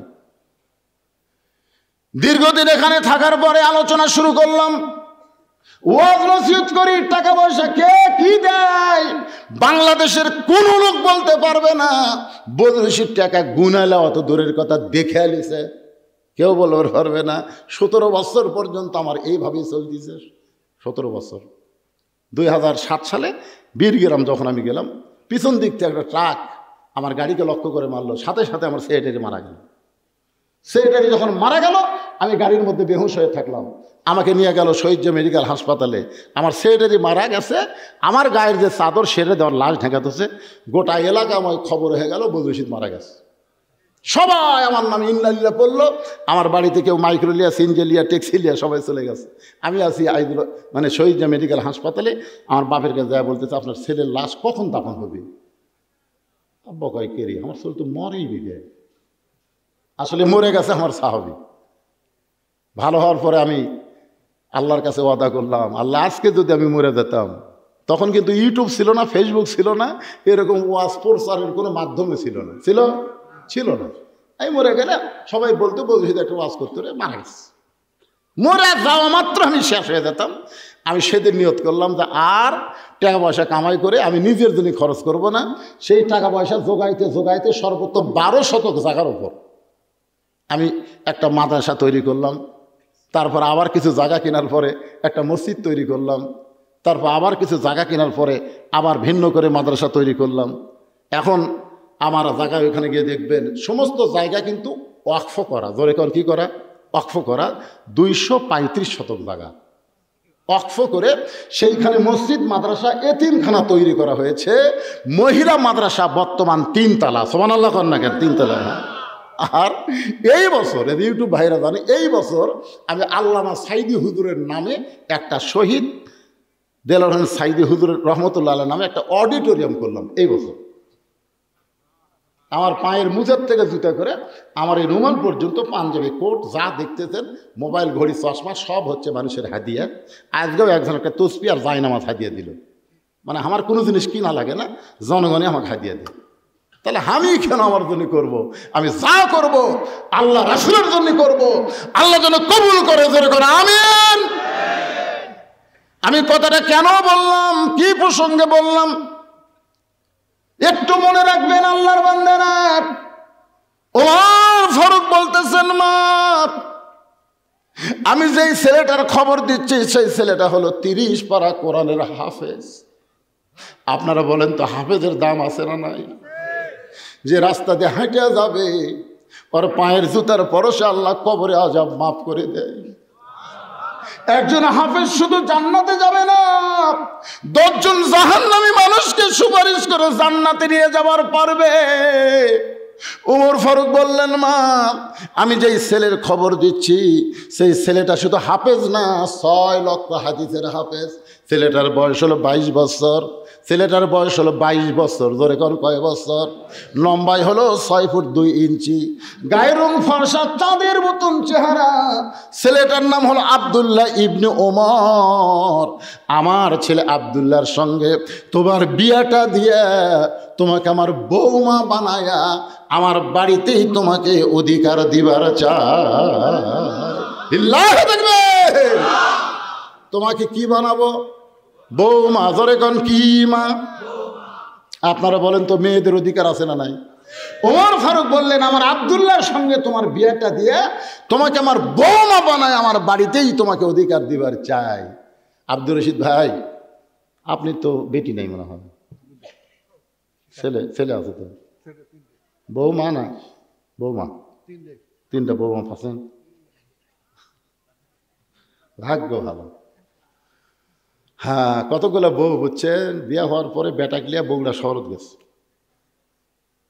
এখন বেটার বউ থাকে শহরের বাসায় থাকে বউ আর বেটা, আর বাপ আর মা বুড়ি গ্রামে গুড়গুড়ি করতেছে। আছে না নাই? কতক্ষণ আছে না নাই? কি যে বুদ্ধি শুনেছে, কানে কানে বলেছে, তোমার বুড়া বাপ আর বুড়ির কাছে আমি থাকতে পারবো না, এরা খালি ফ্যাট ফ্যাট করে। এখন বইয়ের কথা মতো এখন ছেলেরা বগুড়া বাসা করছে। এখন বগুড়া শহরের মেন কেন্দ্রে একটা সুন্দর বাসা করে স্বামী স্ত্রী 2 জন থাকে, ভালো চাকরি করে, ভালো কামায়। একদিন বাবা অসুস্থ হয়ে বগুড়া পপুলার ডায়াগনস্টিক সেন্টারে দেখাবার গেছে। ডাক্তার এত ভিড়, দেখতে দেখতে রাত 9টা বাজছে। 9টা, এখন তো পরীক্ষা টরীক্ষা খুব বেশি, সব দেখে রাত 9টা বাজছে। এখন চিন্তা করে, এই 9টার সময় আমি ডুবাটেকুর কেমনে যাই, এই চিন্তা করতেছে বুড়ে। তখন ভিতরের মন বলতেছে, এত ডুবাটেকুর চা লাগবে, তোর বেটার বাসা নেয়, বেটার বাসার যা। তখন রাত 9টার সময় ছেলের বাসাত গেছে। ছেলে যেন ভালো হয় এই জন্য ভালো নাম থোছে আব্দুল্লাহ। রাত 9টার সময় ডাকতেছে, আব্দুল্লাহ রে, আব্দুল্লাহ। আপনারা খান তো, এটা গ্রাম না শহর? কথা কন না করে ভাই। কিন্তু বাপ কি বেটা শহরের ভাষা ডাকবার পারে? গ্রামের ভাষা ডাকছে, আব্দুল্লাহ রে, আব্দুল্লাহ। আব্দুল্লাহ মনে মনে চিন্তা করে, শহরের সবাই আমাকে সাহেব কয়, স্যার কয়, আমার নাম ধরে ডাকার মরদ তো কেউ নাই। এ রাত 9টার সময় আমার নাম ধরে ডাকলো কে? গেট খুলে দেখে বাবা দাঁড়িয়ে আছে। ও বাবা, শহরে বাসা করার পর থেকে আপনি তো আসেন না বাবা। বাবা গো, আপনি তো আসেন না বাবা, আজকে রাত 9টার সময় কেন আইছেন? বাবা বলতেছে আমার ঠেকা পড়ছে। ঠেকা, যাবার পারিনি, যাবার গাড়ি নেই, কি করবো? ডাক্তার দেখতে দেখলে নড়া পাচ্ছে, এই জন্য তোর বাড়ির দরজা তাচ্ছে, তুই কি ভিতরে ঢুকাবো না এর থেকে যাবো? আব্দুল্লাহ বুঝতে পারছে আমার বইয়ের কারণে বাপ খালি সেই রকম রাগে আছে। বাপ বুঝতেছেন না বাপের রাগ আছে না। আব্দুল্লাহ আস্তে করে বাবার হাত ধরে রেস্ট রুমে বসায়, বলে বাবা একটু ধৈর্য ধরেন, একটু ধৈর্য ধরেন। বাবারে বসায় থুইয়া আব্দুল্লাহ আস্তে আস্তে আইসা দেখে বউ ঘরের মধ্যে কম্বল গাছ দিয়ে শুয়ে আছে। বইয়ের কাছে ফিস ফিস করে বলতেছে, ময়না পাখি, ময়না পাখি, আমার বাবা আছে, আমার বাবা। তোমার বাবা আছে আমি জানি না? যখন আব্দুল্লাহ আব্দুল্লাহ করে ডাকলো তখন আমি শুনিনি।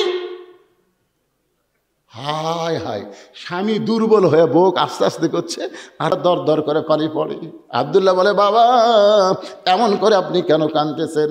বাবা বলে তোর বউয়ের অসুখ হয়েছে, তোর বিবি বড় ব্যথায় পড়েছে, আর অসুস্থ বউকে তুই কেন আমারে খাবার দিবার বলিস রে পাগল? তুই কি মনে করছিস আমার থাকার জায়গা নাই তাই বলে কি বগুড়া খাওয়ার হোটেল নাই? তুই কি মনে করছিস বগুড়া আমার থাকার জায়গা নাই তাহলে হোটেল নাই? আমি খাইয়ে দেওয়াচ্ছি বাবা, আমার অসুস্থ বউরে কবরদার জ্বালাতন করিস না, একটু থাকার জায়গা দে। এখন আব্দুল্লাহ তো ঘর দেখে বলে বাবা তার ওই ঘরে আপনি ঘুমান। রাত 9টার সময় বাবা না খাইয়া ঘুমায় গেছে। রাত যখন 11টা বাজে এমন সময় আব্দুল্লাহর শালা বউয়ের ছোট ভাই, রাত যখন 11টা বাজে তখন আব্দুল্লাহর শালা, শালা বোঝেন না বউয়ের ছোট ভাই, দরজাতে এসে ডাকতেছে শেফালি আপা, শেফালি আপা। আব্দুল্লাহর বইয়ের নাম হলো শেফালি। শেফালি আপা, বিয়ের যেমন ইন্দুর ধরার জন্য লাভ মারে, আব্দুল্লাহর বউ কম্বল ফেলা দেয় মারছে লাভ। আব্দুল্লাহ তাকায় দেখে কম্বল আছে বউ নাই, কম্বল আছে বউ নাই, বউটা গেল কোন জায়গায়? দৌড়া গিয়া গেট খুলে দিয়ে বলে ভাই এত রাত্রে কোত্থেকে আসলি? বলে ক্যারাম বোর্ড খেলতে খেলতে রাত হয়ে গেছে আপা, ঘড়ির দিকে তাকানোর টাইম পাই নাই, আমি একটু ঘুমাবার চাই। বোন কামদের বলে পাগল হয়েছিস নাকি? তুই আমার ভাই, না খাইয়া ঘুম পাড়বি, আমার চোখে ঘুম ধরবে না, আগে খাওয়া তারপরে ঘুমানো হবে। আব্দুল্লাহর বউ তার ভাইকে ডাইনিং টেবিলের চেয়ারে বসায়া ভাত তরকারি যা ছিল সব গরম করে ভাইয়ের সামনে দিয়া বলতেছে খাভাই খাভাই, তুই না খাইলে আমার কলিজার মধ্যে কোনো শান্তি নাই। আব্দুল্লাহ মনে মনে চিন্তা করে 9টার সময় আমার বাবা এলো, তখন তোর মাজা বেদনা ফিট শিরশির করে, আর 11টার সময় খাভাই খাভাই কারণ কি? বার হয়ে দেখে 5 তরকারি গরম ভাত, শালার মাথায় বইয়ের হাত। কয় তরকারি? 5 তরকারি গরম ভাত, শালার মাথায় বইয়ের হাত। খালি বলতেছে আর এক টুকরা খা ভাই, আর এক টুকরা খা ভাই। আব্দুল্লাহ আস্তে আস্তে বাবা যেই ঘরে ঘুমাই ওই ঘরের জানলার পাশে গিয়ে তাকায় দেখে 0 বাল্বের আলোতে বাবার শুকনা মুখ দেখতে পায়। বাবা আমার 9টার সময় না খাইয়া ঘুম পাড়ছে। আমার বাবা যখন খাবার চাইছে, আমার বাবাকে যখন খাবার দেবার বলেছি তখন তোর মাজা বেদনা পিঠ শিরশির করে, আমার বাবা না খাইয়া ঘুম পাড়তেছে, আর তোর ভাইয়ের সামনে 5 তরকারি গরম ভাত। এমন সময় আল্লাহর কোরআন বলতেছে আল্লাযী খালাকাল মাউতা ওয়াল হায়াতা লিয়াবলুয়াকুম আইয়ুকুম আহসানু আমালান ওয়া হুয়াল আজিজুল গফুর। আব্দুল্লাহ রে, আজকে তোর নেক আমলের পরীক্ষা হবে। আব্দুল্লাহ আজকে তোর সুন্দর আমলের পরীক্ষা হবে। তোর শালার সামনে 5 তরকারি গরম ভাত, আর তোর বাপ না খেয়ে ঘুম পাড়তেছে, এই মুহূর্তে তোর আমল কি? এমন সময় আল্লাহর কোরআন সামনে দাঁড়ায় বলতেছেন ওয়াকাযা রাব্বুকা আল্লা তা'বুদু ইল্লা ইয়্যাহু ওয়া বিল ওয়ালিদাইনি ইহসানান। আল্লাহর ইবাদতের পরে বাপ মার প্রতি এহসান করো, দয়া করো, ভক্তি করো। তুমি যতই নামাজ পড়ো, রোজা করো, তোমার বাপ মার কলিজায় যদি সামান্য কষ্ট দাও, তোমার একটা ইবাদত আল্লাহর দরবারে কবুল হবে না। কথা বলেন না কেন? কবুল হবে? মায়ের মনে কষ্ট দিয়েছেন, বাপের মনে কষ্ট দিয়েছেন। দাঁত থাকতে মানুষ দাঁতের মূল্য দেয় না, চোখ থাকতে মানুষ চোখের মূল্য দেয় না। 18 সালে আমার বাবা মারা গেছে। বাবা যখন মারা গেছে তখন আমরা 4 ভাই মায়ের কাছে গিয়ে বললাম, মা বাবা মারা গেছে। মা বলতেছে, আফসোস করিস না, বাবা মরে গেছে, মরা যখন লাগবে। আমি তো মা তোদের জীবিত আছি।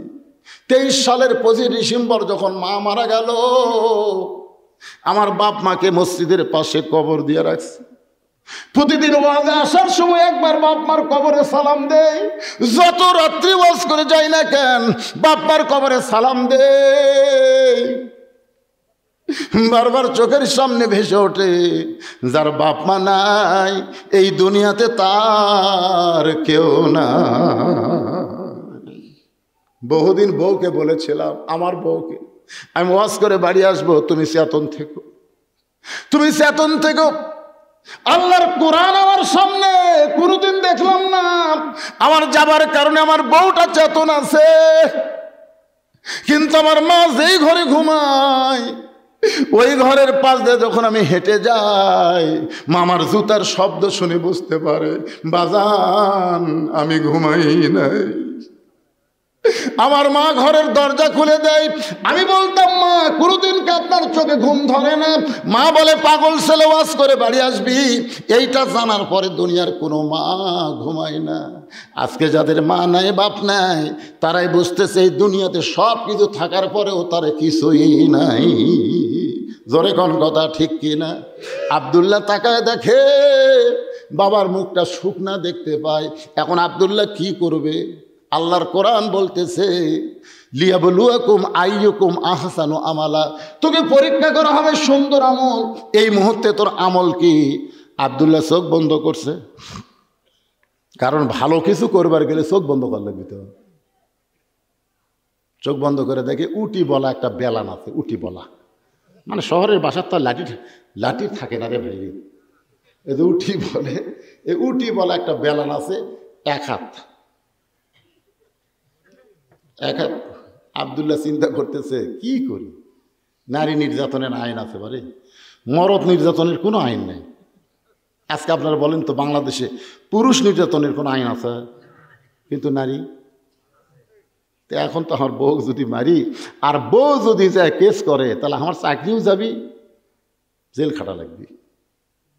ইমান বলতে দেখে মারার জায়গা নাই। যেই জাগাত মারলে কাউকে দেখাবার পারবি না, সেই জাগাত মার। সেই জাগাত মারলে কাউকে দেখাতে পারবি না, সেই জাগাত মার। পিছন দিকে তাকে দেখ উঁচা হয়ে আছে, ওই উঁচা জাগাত মারবো। বিসমিল্লাহ কয় 1 বাড়ি 1 হজ, 2 বাড়ি 2 হজ। এখন তুই কি করবো? যা। বউ তো খালি শালাক বলতেছে, আর এক টুকরা খা ভাই, আর এক টুকরা খা ভাই। মানে অন্য কোনো দিকে খেয়াল নাই। মানে বাপের কেউ আসলে, বুঝলেন, বাপের ভাই আসলে, বোন আসলে, বাপের বাড়ির কেউ আসলে অন্য কোনো দিকে খেয়াল আছে? অন্য কোনো দিকে খেয়াল নাই। ভাই তো খাবি না, জোর করে বলতেছে, ভাই আর এক টুকরা, ভাই আর এক টুকরা। আব্দুল্লাহকে হার বাপ না খায় ঘুম পাড়তেছে, আর তোর ভাই খাবি না, আবার এক টুকরা। খালি রাগ খালি ফুঁসে উঠছে, বুঝলেন। বইয়ের পাশে যায় জাগা মতো, ওদের পিছনে যে উঁচে হয়ে আছে, ওই জাগা মতো বিসমিল্লাহ কয় 1 বাড়ি। যেই বাড়ি মারছে লাগবে কম, শব্দ হবে বেশি। ওই জায়গার যদি কোনোদিন বাড়ি বসান, দেখবেন শব্দ বেশি, লাগবে কম। সুবহানাল্লাহ না কেন? ওই জায়গাত কিন্তু লাগবে কম, শব্দ বেশি। যেই বাড়ি মারছে, বল লাত্তি মারলে যে শব্দ হয়। বউ দৌড়, শালাও দৌড়। বউ দৌড় মারছে, শালাও দৌড় মারছে।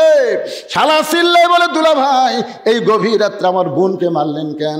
আব্দুল্লাহ বলছে, তোর বোন আমার কে হয়? তুই যে কইলি আমার বোনকে মারলেন কেন? তোর বোন আমার কে হয়?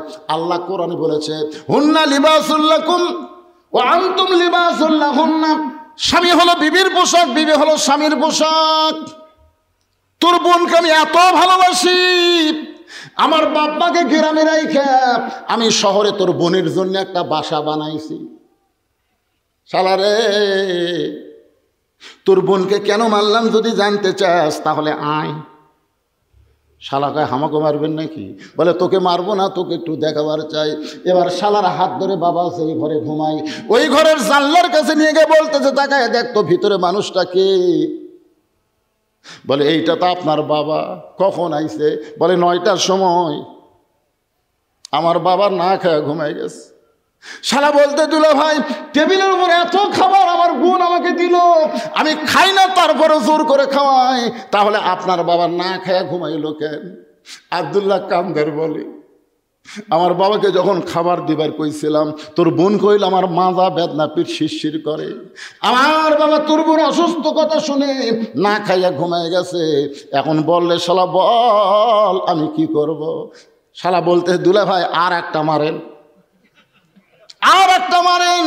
কারণ মানুষের জাত না, মানুষের জাত যদি হইতো তাহলে শুধু বাপের আত্মীয়কে ভালোবাসতো না, শ্বশুরের আত্মীয়কেও ভালোবাসতো। ধরে কোন কথা ঠিক খেয়ে না?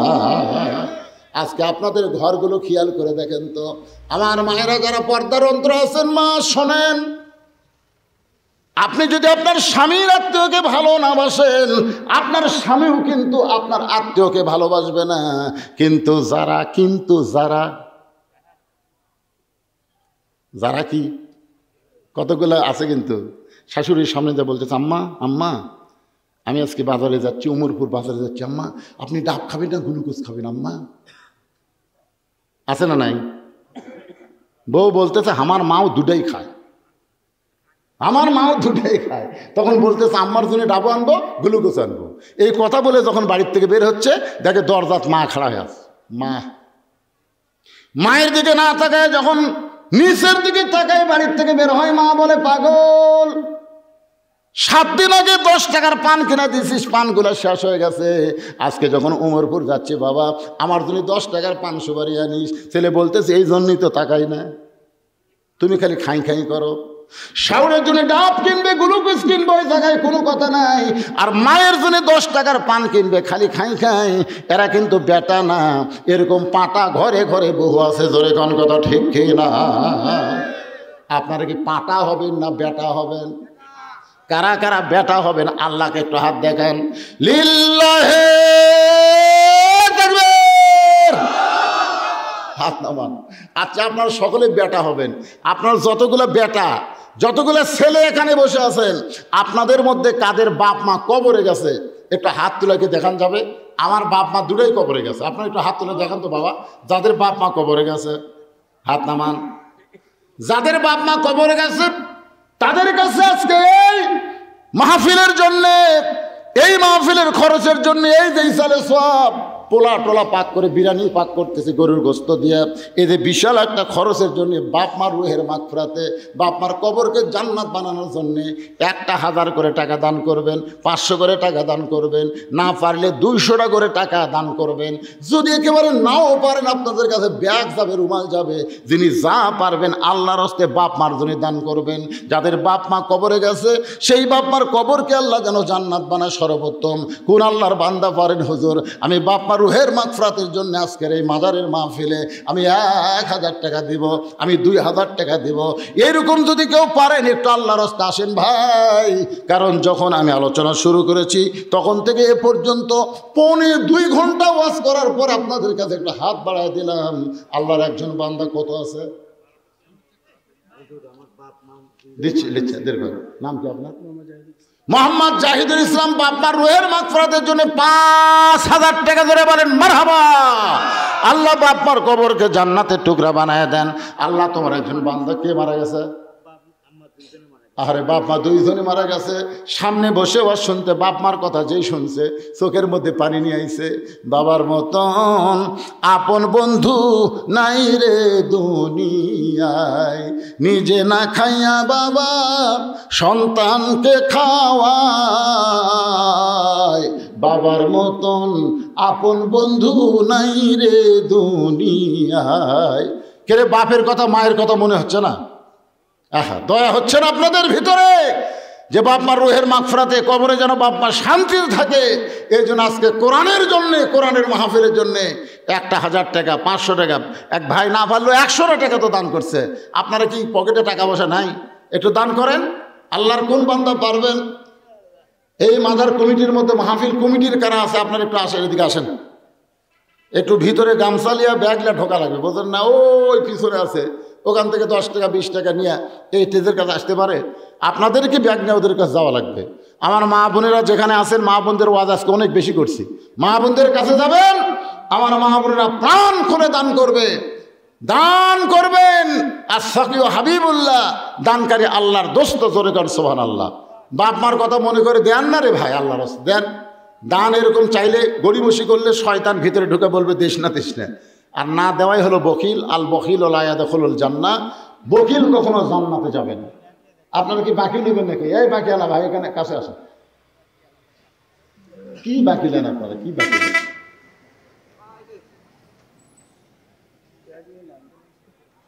হ্যাঁ, ব্যাগ না নামবে, আপনার তেল নেন, চাউল নেন, এগুলো সব কিছু নেন।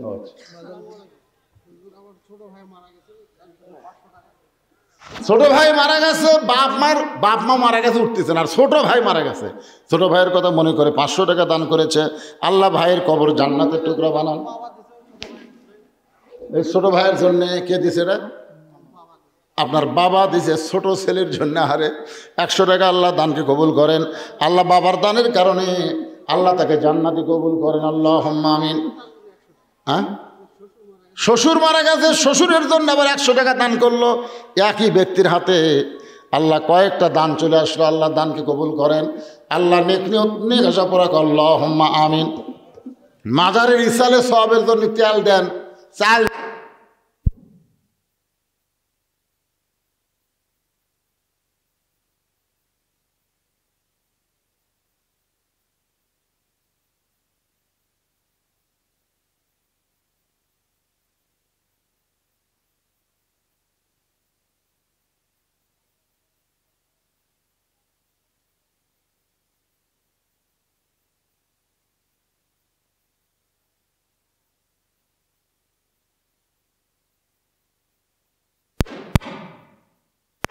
আল্লাহ নেক নিয়ত নেক আশা পড়াক। আল্লাহুম্মা আমিন। হ্যাঁ, তাবারকের জন্য বলে খাসিও দেন, নিয়ত করেন। অনেক সময় নিয়ত করা যায় যে আল্লাহ, আল্লাহ আমার কোনো সন্তান হয়নি, আমি বিয়ে করছি কয়েক বছর, আমার একটা সুসন্তান দিও, আমি এই মাহফিলে, দোয়ার মাহফিলে একটা খাসি দান করব। এরকম নিয়ত করে আপনার দিবার পারবেন। হাজার হাজার মানুষ তবারক খাবে, নিয়ত করেন। আলু দেন, নিয়ত করেন। চাল দেন, তেল দেন, নিয়ত করে দেন, নাম লেখায় দেন। দেরি করেন না, দেরি করলেই তো শয়তান ঢুকবে ভিতরে। মিন শাররিল ওয়াসওয়াসিল খান্নাস, শয়তান খালি চান্স পাইলেই বলবে দেশ না, দেশ না। দেশ না মানে আগামীকাল মরিস না, বুঝলেন না? আমাদের আগামীকাল পর্যন্ত বাঁচার কোনো গ্যারান্টি নাই। আল্লাহ তোমার একজন বান্দা 200, আর একজন 200 টাকা দান করেছে, আল্লাহ কবুল করেন। আর একজন 100 টাকা দান করছে, আল্লাহ আপনি কবুল করেন। আল্লাহুম্মা আমিন। ও যে ব্যাগ লেন, আমি সে ব্যাগের মধ্যে সবাই দিয়ে দেন। 10, 20, 50, 100 টাকা যে যা পারেন আল্লাহর রাস্তায় দান করেন। দানকারী গো পিতা মাতা, সুখে রাখো কবরে, নূরের টুপি পরাইয়া উঠাবেন রোজ হাসরে। দোয়া করদম, দোয়া করদম, বাদার গায়ে এলাহি, হায়াত দৌলত এলমে দারাজি। একটা ছোট্ট বাচ্চা চকচকা 200 টাকা দান করে গেল, আল্লাহ তার দানকে কবুল করেন। আল্লাহ নেক নিয়ত নেক আশা ফরাক। আল্লাহুম্মা আমিন। আপনাদের মধ্যে আগামী বছর ইসালে সওয়াবের জন্যে 20 কেজি চাল দেওয়ার কেউ নাই। এতগুলো মানুষ, বাপ মা কবরে গেছে, বাপ মা রুহের মাগফিরাতে। আরে বাড়িতে একটা জিয়ারত করলেও তো অনেক খরচ হয়, তো এখানে সবাই মিলে একটা দোয়ার অনুষ্ঠান হয়। বলেন হুজুর আমার বাপ মার জন্য আমি 20 কেজি চাল দিলাম, বলেন আল্লাহর রাস্তায় বলেন।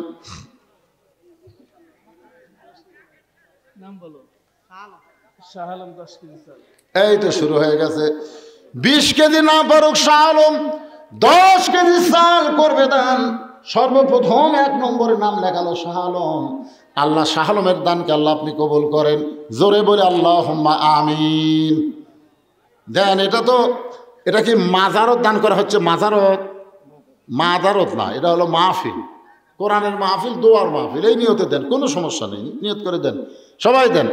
একজন 10 কেজি দিল, আপনাদের মধ্যে আবাদ নাই, ধানের আবাদ আছে, আলু, নিয়ত করে দেন না রে ভাই, দিলেই তো আল্লাহ বরকত দেয়। সাদকাতু তারুদ্দুল বালা, দান সদকা করলে নানা ধরনের বিপদ আপদ থেকে আল্লাহ হেফাজত করে।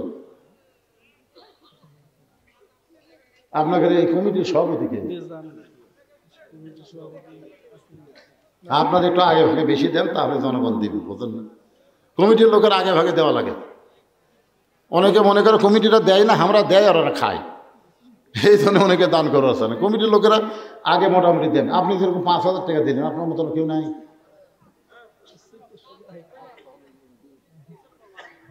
মুরব্বী আপনি কিছু দেন।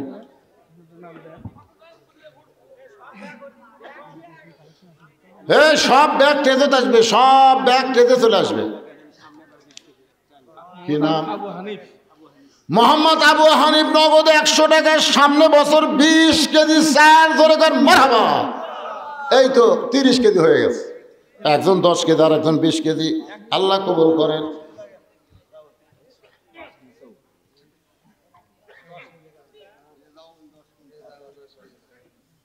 এটা 5 কেজি খেয়ে দিল। নাম হলো আব্দুল ওয়াহাব। আব্দুল ওয়াহাবের নাম লেখেন। নামুট গ্রামের 5 কেজি। 5 কেজি কি দিয়েছে? তেল। এই যে 5 কেজি তেল লেখেন। ভাই আর একটা খাতা নিয়ে আসেন তো দেখি। সব এক খাতা তুললে হবে না, তেল একটা ভেল করে লেখেন। সেলিম কি দিল? সেলিম কি দিল? 1 টিন মানে কয় কেজি? 8 কেজি। সেলিম 1 টিন সরিষার তেল, জোরে বলেন মারহাবা। আব্দুল ওয়াহাব 5 কেজি সরিষার তেল, তাহলে 1 টিন আর 5 কেজি হয়ে গেল। এগুলো লেখেন, তেল লেখেন। হেলাল 5 কেজি লবণ। হেলাল 5 কেজি লবণ করবে দান। হেলালের দানকে আল্লাহ আপনি কবুল করেন। আল্লাহুম্মা আমিন। মুজিবুর রহমান 100 টাকা নগদ 10 কেজি চাল করবে দান। আল্লাহ মুজিবরের দানকে আল্লাহ আপনি কবুল করেন। আল্লাহুম্মা আমিন।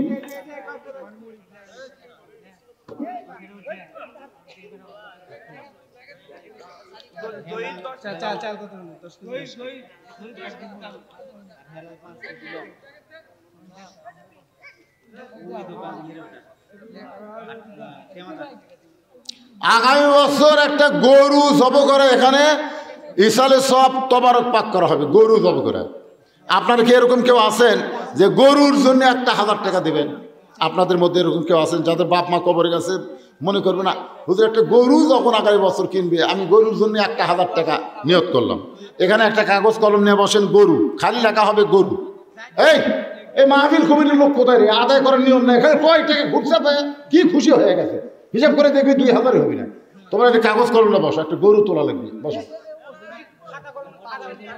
ভাই আসে।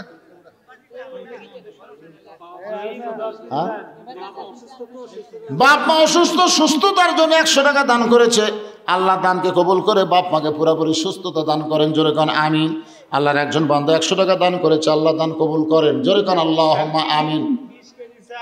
20 কেজি চাল নন্দীগ্রাম পশ্চিম পাড়ার 20 কেজি চাল করবে দান। আল্লাহ 26 দানকে আল্লাহ আপনি কবুল করেন। আল্লাহুম্মা আমিন। কে ভাই একটা কাগজ কলম নেই, ধারত বসে গেল না গরুর জন্য?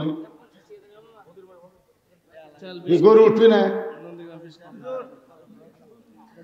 এরা মনে করতে যে গরুর কি, গরু কোনো ব্যাপার হলো কেরে পাগলা? বাবার রুহের মাগফিরাতের সন্তান দান করেছে 100 টাকা। আল্লাহ বাবার কবরকে জান্নাতের টুকরা বানায় দেন। জোরে বলে আল্লাহুম্মা আমিন। আমিনো আমিনো আল্লাহ আমিনো। দানকারীর জন্য হও তুমি জান্নাতেরও জামিনো। একজন মহিলা বাপ মার রুহের মাগফিরাতে 100 টাকা দান করেছে। আল্লাহ একজন মায়ের দানকে আল্লাহ আপনি কবুল করেন। সোহেল 100 টাকা নগদ নামর উত্তরপাড়া। গরু নেওয়ার জন্য কেউ বসলেন না? এ খাতা তো হবে না, ভিন্ন খাতা, একটা খাতায় ভিন্ন হবে। লেখা ওপরে লেখেন গরু, ওপরে লেখেন গরু, গরু ক্রয়ের জন্য। ওরা লেখেন ওপরে লেখেন গরু ক্রয়ের জন্য। তারপরে 1 নম্বর লেখে সোহেল লেখেন 1000 টাকা। আগামী বছর একটা গরু কেনার জন্য সর্বোত্তম সোহেল 1000 টাকা। ধরে বলেন মারহাবা। 1000 টাকা। নাম কি? কি নাম তোমার? শাহ আলম। আগামী বছর গরু কেনার জন্য 1000 টাকা ধরে বলেন মারহাবা। গরু কেনার জন্য 2 জন পাওয়া গেছে। মকবুল, এই দে মকবুল হোসেন আগামী বছর ইসালে সব একটা গরু কেনার জন্য 1000 টাকা ধরে বলেন মারহাবা। লিল্লাহি তাকবীর। গরু কেনার জন্য কয় হাজার হলো? 4 নম্বর কে পারবেন? আগামী বছর একটা গরু নিয়ত করেন। নিয়ত করেন কত হালে কত দিকে টাকা পয়সা চলে যায়। এখানে দোয়ার মাহফিল একটা গরুর তবারক হবে, সেই তবারক আমি 1000 টাকা দান করবো ভাইজান।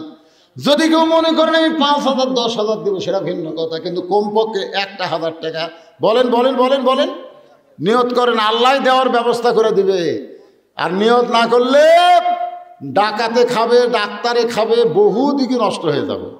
আগামী বছর ইসালে সোয়াবের জন্য একটা গরুর জন্য 1000 টাকা আপনাকে এই ধারতে একটা লোক নাই একেবারে। হাত তোলেন না কেন? তোলেন তোলেন বাবা, তোলেন তোলেন। আবু সাইদ গরুর জন্য 1000 টাকা ধরে বলেন মারহাবা। আল্লাহ দানকে কবুল করেন। 4000 টাকা হয়ে গেল। শাহিন, বাবুল আর হলো কামরুল 3000 টাকা গরু কেনার জন্য। এই দেখেন একসাথে 3 জন আইছে। শাহিন, বাবুল, কামরুল 3 জন মিলে 3000 টাকা ধরে বলেন মারহাবা। কেবল উমরপুরের দিকে যাওয়ার রাস্তা নেওয়ার মতন টাকা হচ্ছে, মানে হাটত যাওয়ার না পারুক, অন্তত পকেট দিয়ে। ফিরোজ 1000, ফিরোজ গরু কেনার জন্য 1000 টাকা দান করলো। আল্লাহ দানকে কবুল কর, আল্লাহুম্মা আমিন। না 500 টাকা নেওয়া যাবে না।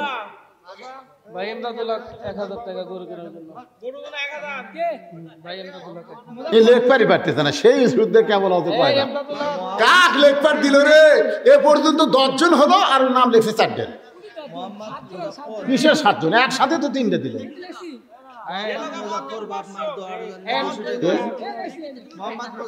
মোহাম্মদ মুজাফফর বাপমার দোয়ার জন্য 200 টাকা নগদে দান করেছে। আল্লাহ তার দানকে কবুল করেন। নাম কি? মুজাফফর 1000 টাকা গরুর জন্য দান করেছে। আল্লাহ মুজাফফরের দানকে আল্লাহ আপনি কবুল করেন, আল্লাহুম্মা আমিন।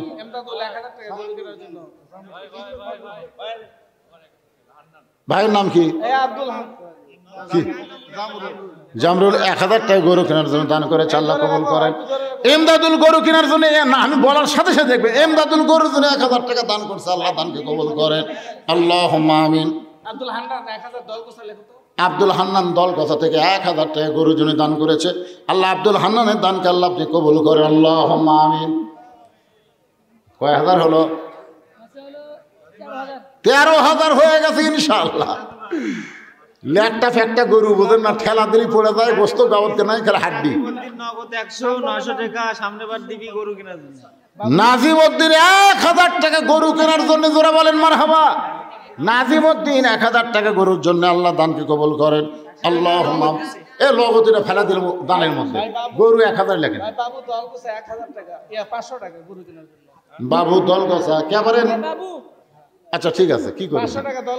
দলগছার বাবু গরু কেনার জন্য 500 টাকা দান করবে, আল্লাহ কবুল করেন। এই সাইডে একজন 500 টাকা কে দান করে গেল?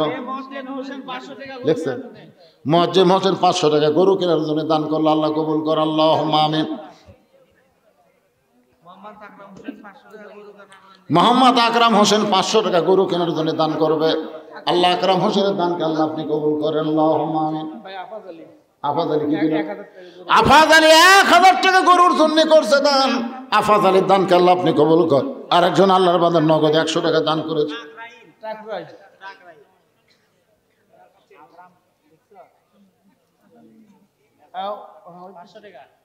আকরাম টাকরাইল আকরাম গরু কেনার জন্য 500 টাকা দান করবে, আল্লাহ দান কবুল করেন।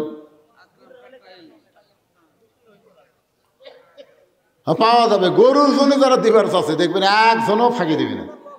হ্যাঁ,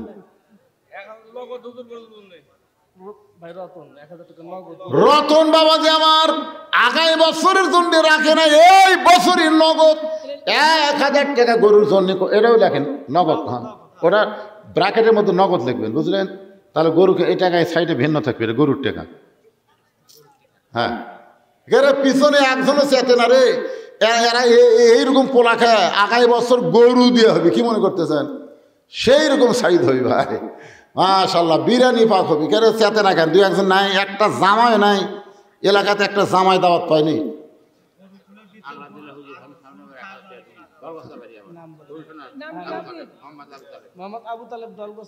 কি দিলেন? মোহাম্মদ আবু তালেব দলগছার গরুর জন্য 1000 টাকা দান করেছে। আল্লাহ আবু তালেবের দানকে আল্লাহ আপনি কবুল করেন, আল্লাহুম্মা আমিন। আপনাকে এই নামুটের কেউ দিচ্ছে না, এই গ্রামের এই মাদার কমিটির সভাপতি কে পারে, তাকে তো দেখো না এখন মধ্যে।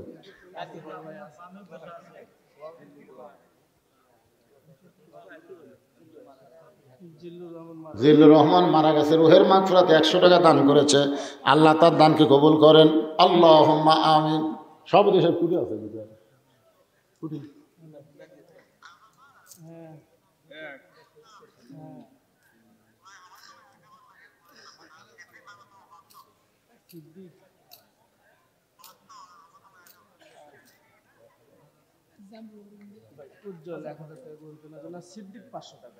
উজ্জ্বল গরু কেনার জন্য 1000 টাকা, আর সিদ্দিক গরু কেনার জন্য 500 টাকা দান করবে।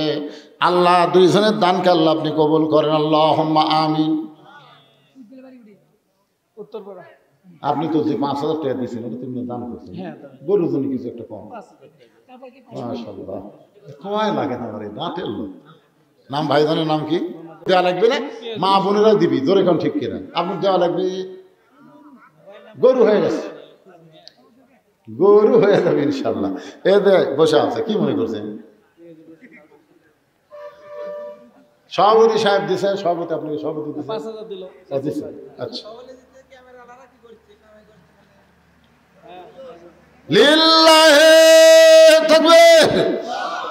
আগামী বছরের ইসলামের সব এই যে তবারক পাক করতে পেঁয়াজ লাগবে, এমন কোন আল্লাহর বান্দা আছেন যে হুজুর যত পেঁয়াজ লাগবে আমি সব পেঁয়াজ করবো দান?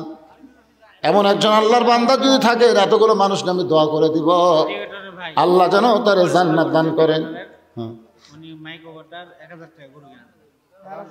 মাশাআল্লাহ, হারুন রশিদ ডেকোরেটর ভাই, ডেকোরেটরের ভাই হারুন রশিদ গরু কেনার জন্য 1000 টাকা দান করবে।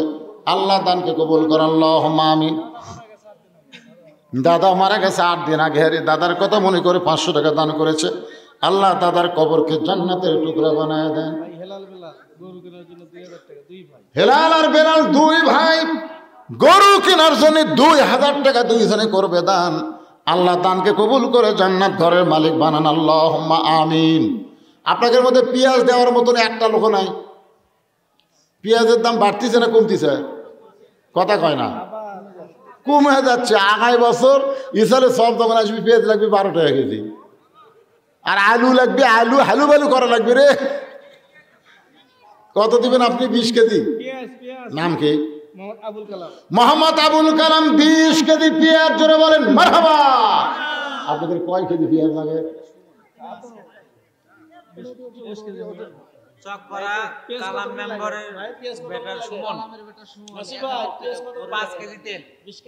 চকপাড়ার কালাম মেম্বরের বেটা সুমন 5 কেজি তেল করবে দান। আল্লাহ দানকে কবুল করেন, আল্লাহ নেক নিয়ত নেক আশা পুরা করেন, আল্লাহুম্মা আমিন।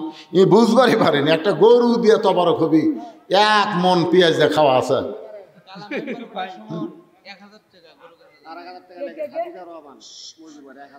হাফিজুর রহমান মজিবর 1000 টাকা। কালাম মেম্বরের কি ছেলে সুমন 1000 টাকা গরু কেনার জন্য। আল্লাহ দানকে কবুল করে, আল্লাহুম্মা আমিন। আমার মনেই হচ্ছিল না, যেখানে আদায় হচ্ছে না সেখানে গরু হবে। এখন হিসাব করে দেখা যাচ্ছে 60,000 পার হয়ে গেছে। দেখেন, এই আপনি হিসাব করে দেখেন তো 60,000 পার হয়নি?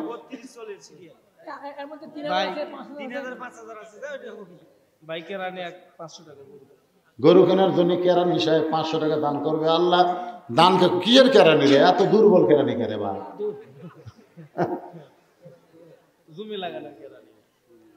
আল্লাহ দানকে কবুল করে, আল্লাহুম্মা আমিন। পেঁয়াজ 20 কেজি হচ্ছে, আরেকজন এদিকে 20 কেজি দেন। আরেকটা লোক বলেন হুজুর আগামী বছর কিনা লাগবে না, আপনি নিয়ত করেন তাহলে দেখবেন ইনশাআল্লাহ। 20 কেজি পেঁয়াজ একজন ভাই দিয়েছে, আর একজন ভাই বলেন না কেন?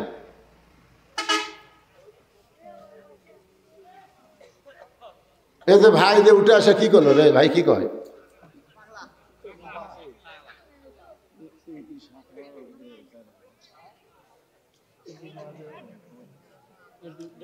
কি আছে? এমপি সাহেব 7,000 টাকা নগদ দিয়েছে, সেটা দোয়া আগে হয়ে গেছে। আগেকার বক্তা ওই 7,000 আরো 2,000 আরো 2,000 মোট 9,000 দোয়া করলো না, ঘরের থেকে আমি শুনলাম তো। কারণ আপনি এটা করলে শেষ মোনাজাত হবে। এখন রাত কত? ঘোষণা হয়নি ভাই, ঘোষণা শুনলেন তো? কয়? হ্যাঁ না, গোপন হলো জনগণ শুনবি না। ও লেখা দিচ্ছেন, মাশাআল্লাহ লেখা দিচ্ছে। গরু নিয়ে আর কোনো টেনশন নাই ইনশাআল্লাহ। ছেলে আবু সাইদ 2 কেজি আদা। আদার কথা আমার মনেই নাই রে। তবারক করলে আদা লাগবে, রসুন লাগবে, মশলা লাগবে। আল্লাহর একজন বান্দা 2 কেজি আদা, কি না আবু সাইদ 2 কেজি আদা করবে দান, আল্লাহ তাকে জান্নাতের দাদার সম্মান দেন। জোরে কোন আমিন। গরু 38 আছে। 38 কি হাজার সব মিলে 38,000?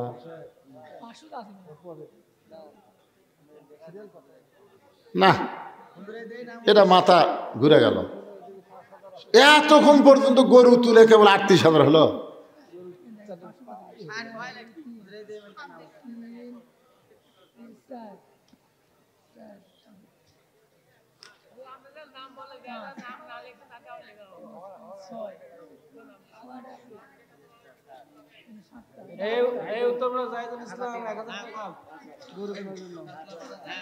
উত্তরপাড়া জাহিদুল ইসলাম গরুর জন্য 1,000 টাকা দান করবে। আল্লাহ দানকে কবুল করেন। আল্লাহুম্মা আমিন। সাদিক 2 কেজি রসুন। সাদিক 2 কেজি রসুন দান করবে। আল্লাহ সাদিকের দানকে আল্লাহ আপনি কবুল করেন। আল্লাহুম্মা আমিন। চক পারা ওঠে। সাদিক 2 কেজি রসুন।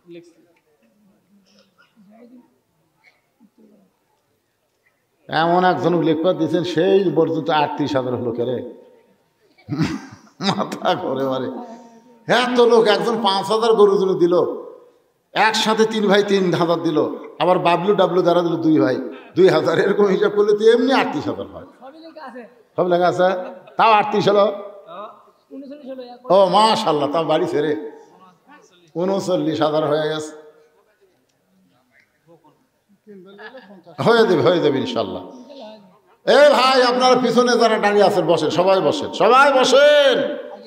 হ্যাঁ, সবাই সামনের দিকে আগে আসেন, বসেন। খিচুড়ি আছে মানে সেই খিচুড়ি, বসেন। সবার জন্য তবারকের ব্যবস্থা আছে। সকলে দরুদে পড়েন, সাল্লাল্লাহু আলা মুহাম্মাদ সাল্লাল্লাহু আলাইহি ওয়াসাল্লাম, সাল্লাল্লাহু আলা মুহাম্মাদ সাল্লাল্লাহু আলাইহি ওয়াসাল্লাম। হাসর হবে তামার সানি, উম্মত বলবেন পানি পানি। সেই কঠিন দিনে নবী বিনে পানি দেওয়ার সাধ্য কারো নাই।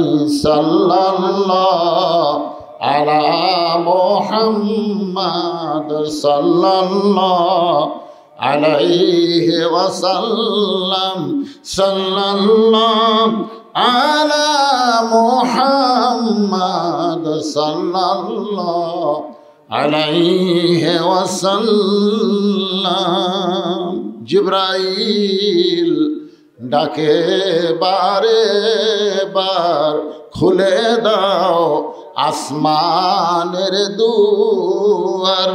এসেছেন নবীজি আল্লাহর তার শনে মেরাজ করিবার। সাল্লাল্লাহু আলা মুহাম্মাদ সাল্লাল্লাহু আলাইহি ওয়াসাল্লাম, সাল্লাল্লাহু আলা মুহাম্মাদ সাল্লাল্লাহু। এটা হাজার হাজার মানুষ, আবার অনেকে শত শত মানুষ দাঁড়িয়ে আছে। সবাই যদি তাবারক নিবার চান, তাহলে আপনাদের সুন্দর হয়ে ভদ্রভাবে মাহফিলে বসতে হবে। হ্যাঁ, সবাইকে বসতে হবে বাবা।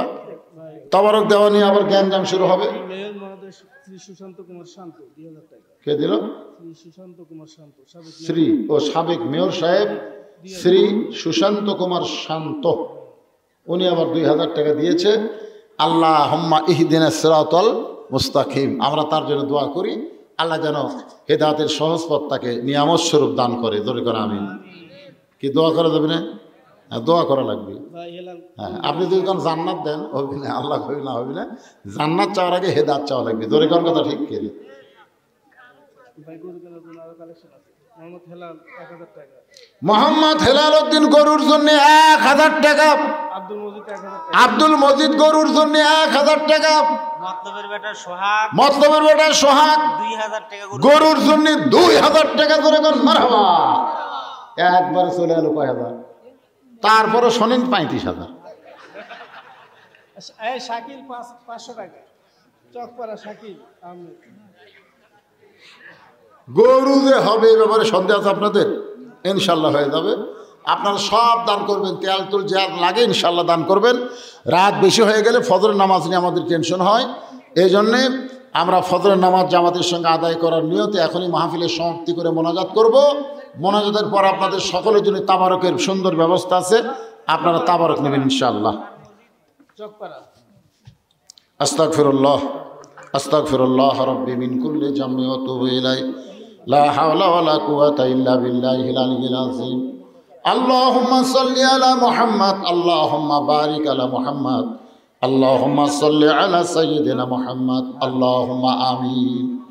আল্লাহুম্মা আনতাস সালাম ওয়া মিনকাস সালাম, তাবারাকতা ইয়া যাল জালালি ওয়াল ইকরাম।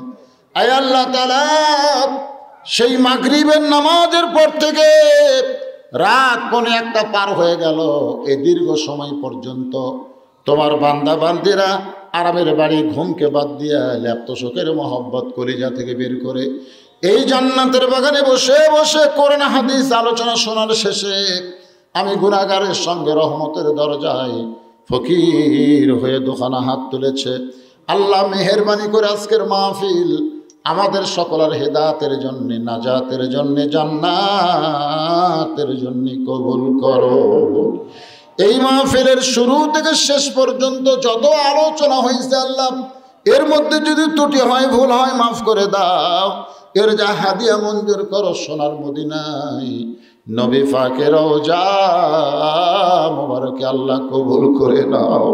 তামাম আম্বিয়ায়ে কেরাম, আসহাবে কেরাম, তাবিঈনে কেরাম, তাবা তাবিঈনে কেরাম, আয় আল্লাহ তাআলা যেই মাজারকে কেন্দ্র করে আজকের মাহফিল, আমার শিলাল বাবাজির মাজার সহ এলাকায় যত কবর রয়েছে আল্লাহ সব কবরকে জান্নাতের টুকরা বানিয়ে দাও। আমরা যারা হাত তুলেছি আমাদের মধ্যে দনন্দখনি মা যাদের কবরের ঘরে চলে গেছে, আল্লাহ মেহেরবানি করে মায়ের কবরকে জান্নাতের টুকরা বানিয়ে দাও। আমাদের দরদের বাবা যাদের কবরে গেছে কবরকে জান্নাতের টুকরা বানাও। আল্লাহ আমাদের দাদা দাদি নানা নানি আত্মীয় স্বজন শ্বশুর শাশুড়ি যাদের কবরে গেছে আল্লাহ কবরকে জান্নাতের টুকরা হিসাবে কবুল করে নাও। আল্লাহ এই মাহফিলকে কবুল করো। আল্লাহ প্রত্যেক বছর কোরআনের জন্যে এমন করে একটা মাহফিল, দোয়ার মাহফিল যারা করতে পারে এমন ইমানি শক্তি এদেরকে দান করে দাও। আগামী বছর মাহফিলের জন্য অনেকে নগদে বাকিতে টাকা দিয়েছে, একটা গরু কেনা হবে ওমরপুর বাজার থেকে। আল্লাহ সেই গরুর জন্য তোমার বান্দারা হাজার হাজার টাকা দান করেছে। আল্লাহ কেউ তেল দিয়েছে, কেউ চাল দিয়েছে, কেউ রসুন দিয়েছে, কেউ আদা দিয়েছে। আল্লাহ আরও অনেকে গোপনে দান করেছে। আল্লাহ সকলের দানগুলোকে জান্নাতের বিনিময়ে আল্লাহ তুমি কবুল করে নাও। আল্লাহ আমার মা বোনেরা পর্দার অন্তরে বসে বসে শুনেছে, আবিদা সালিহা পর্দা নিশি কবুল করে মা ফাতেমার চরিত্র দান করো। আমি সহ আমরা যারা অসুস্থ হাত তুলেছি সুস্থতার নিয়ামত দান করো।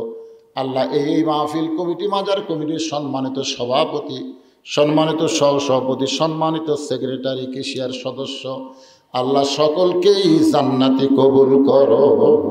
আল্লাহ প্রত্যেক বছর এমন করে একটা সোনার মাহফিল, দোয়ার মাহফিল আল্লাহ কোরআনের বাগান যেন লাগাতে পারে, অত্র এলাকার মানুষদেরকে সমস্ত মতভেদ ভুলে ভ্রাতৃত্ব নিয়ে যেন মাহফিলের পক্ষে কাজ করে। আল্লাহ তৌফিক তুমি দিয়ে দাও। আল্লাহ গোটা বিশ্বের মুসলমানকে হেফাজত করো। আল্লাহ যেই কোরআন শুনতে এত ভালো লাগে সেই কোরআন মোতাবেক আমাদের জীবনকে গঠন করার তৌফিক দিয়ে দাও। আল্লাহ আল্লাহ আমরা ভালো মানুষের সঙ্গে থাকবো, কুনু মা সাদিকিন।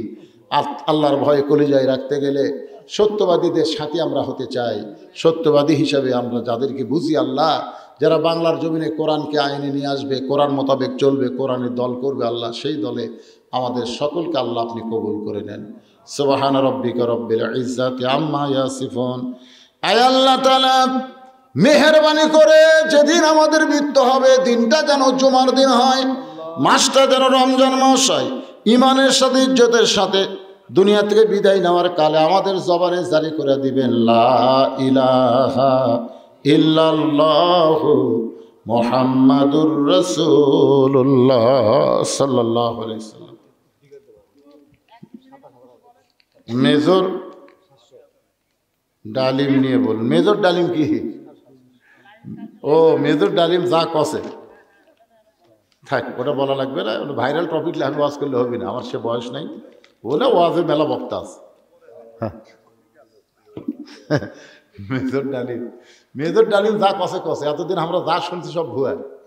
মানুষ মারা গেছে যুদ্ধের সময় 30 লাখ, আসলে 30 লাখ নয়, 3 লাখ। আর মা বোনদের ইজ্জত নষ্ট হয়েছে 2 লক্ষ, আসলে ভুয়া কথা। অনেক কথাই বলেছেন, যে প্রথম বলা হচ্ছে তাকে 3 লাখ বলেন, ফট করে 3 মিলিয়ন বলে ফেলেছে। এরপরে জাতির পিতা লিয়া বহু কথা বলেছে, শহীদ জিয়ানের কথা বলেছে। এগুলো কথা বললে বুঝেন না, আবার একটা নতুন করে রাজনীতি শুরু হয়ে যাবে, দরকার নাই। মানুষ দেখতেছে, বুঝতেছে, সব কিছু জানতেছে। তরিকর কথা ঠিক কিনা? আমরা সকলেই জানি আমাদের জাতির পিতা ইব্রাহিম শেখ মুজিবুর ঘোড়ার ডিম, কিচ্ছা শেষ।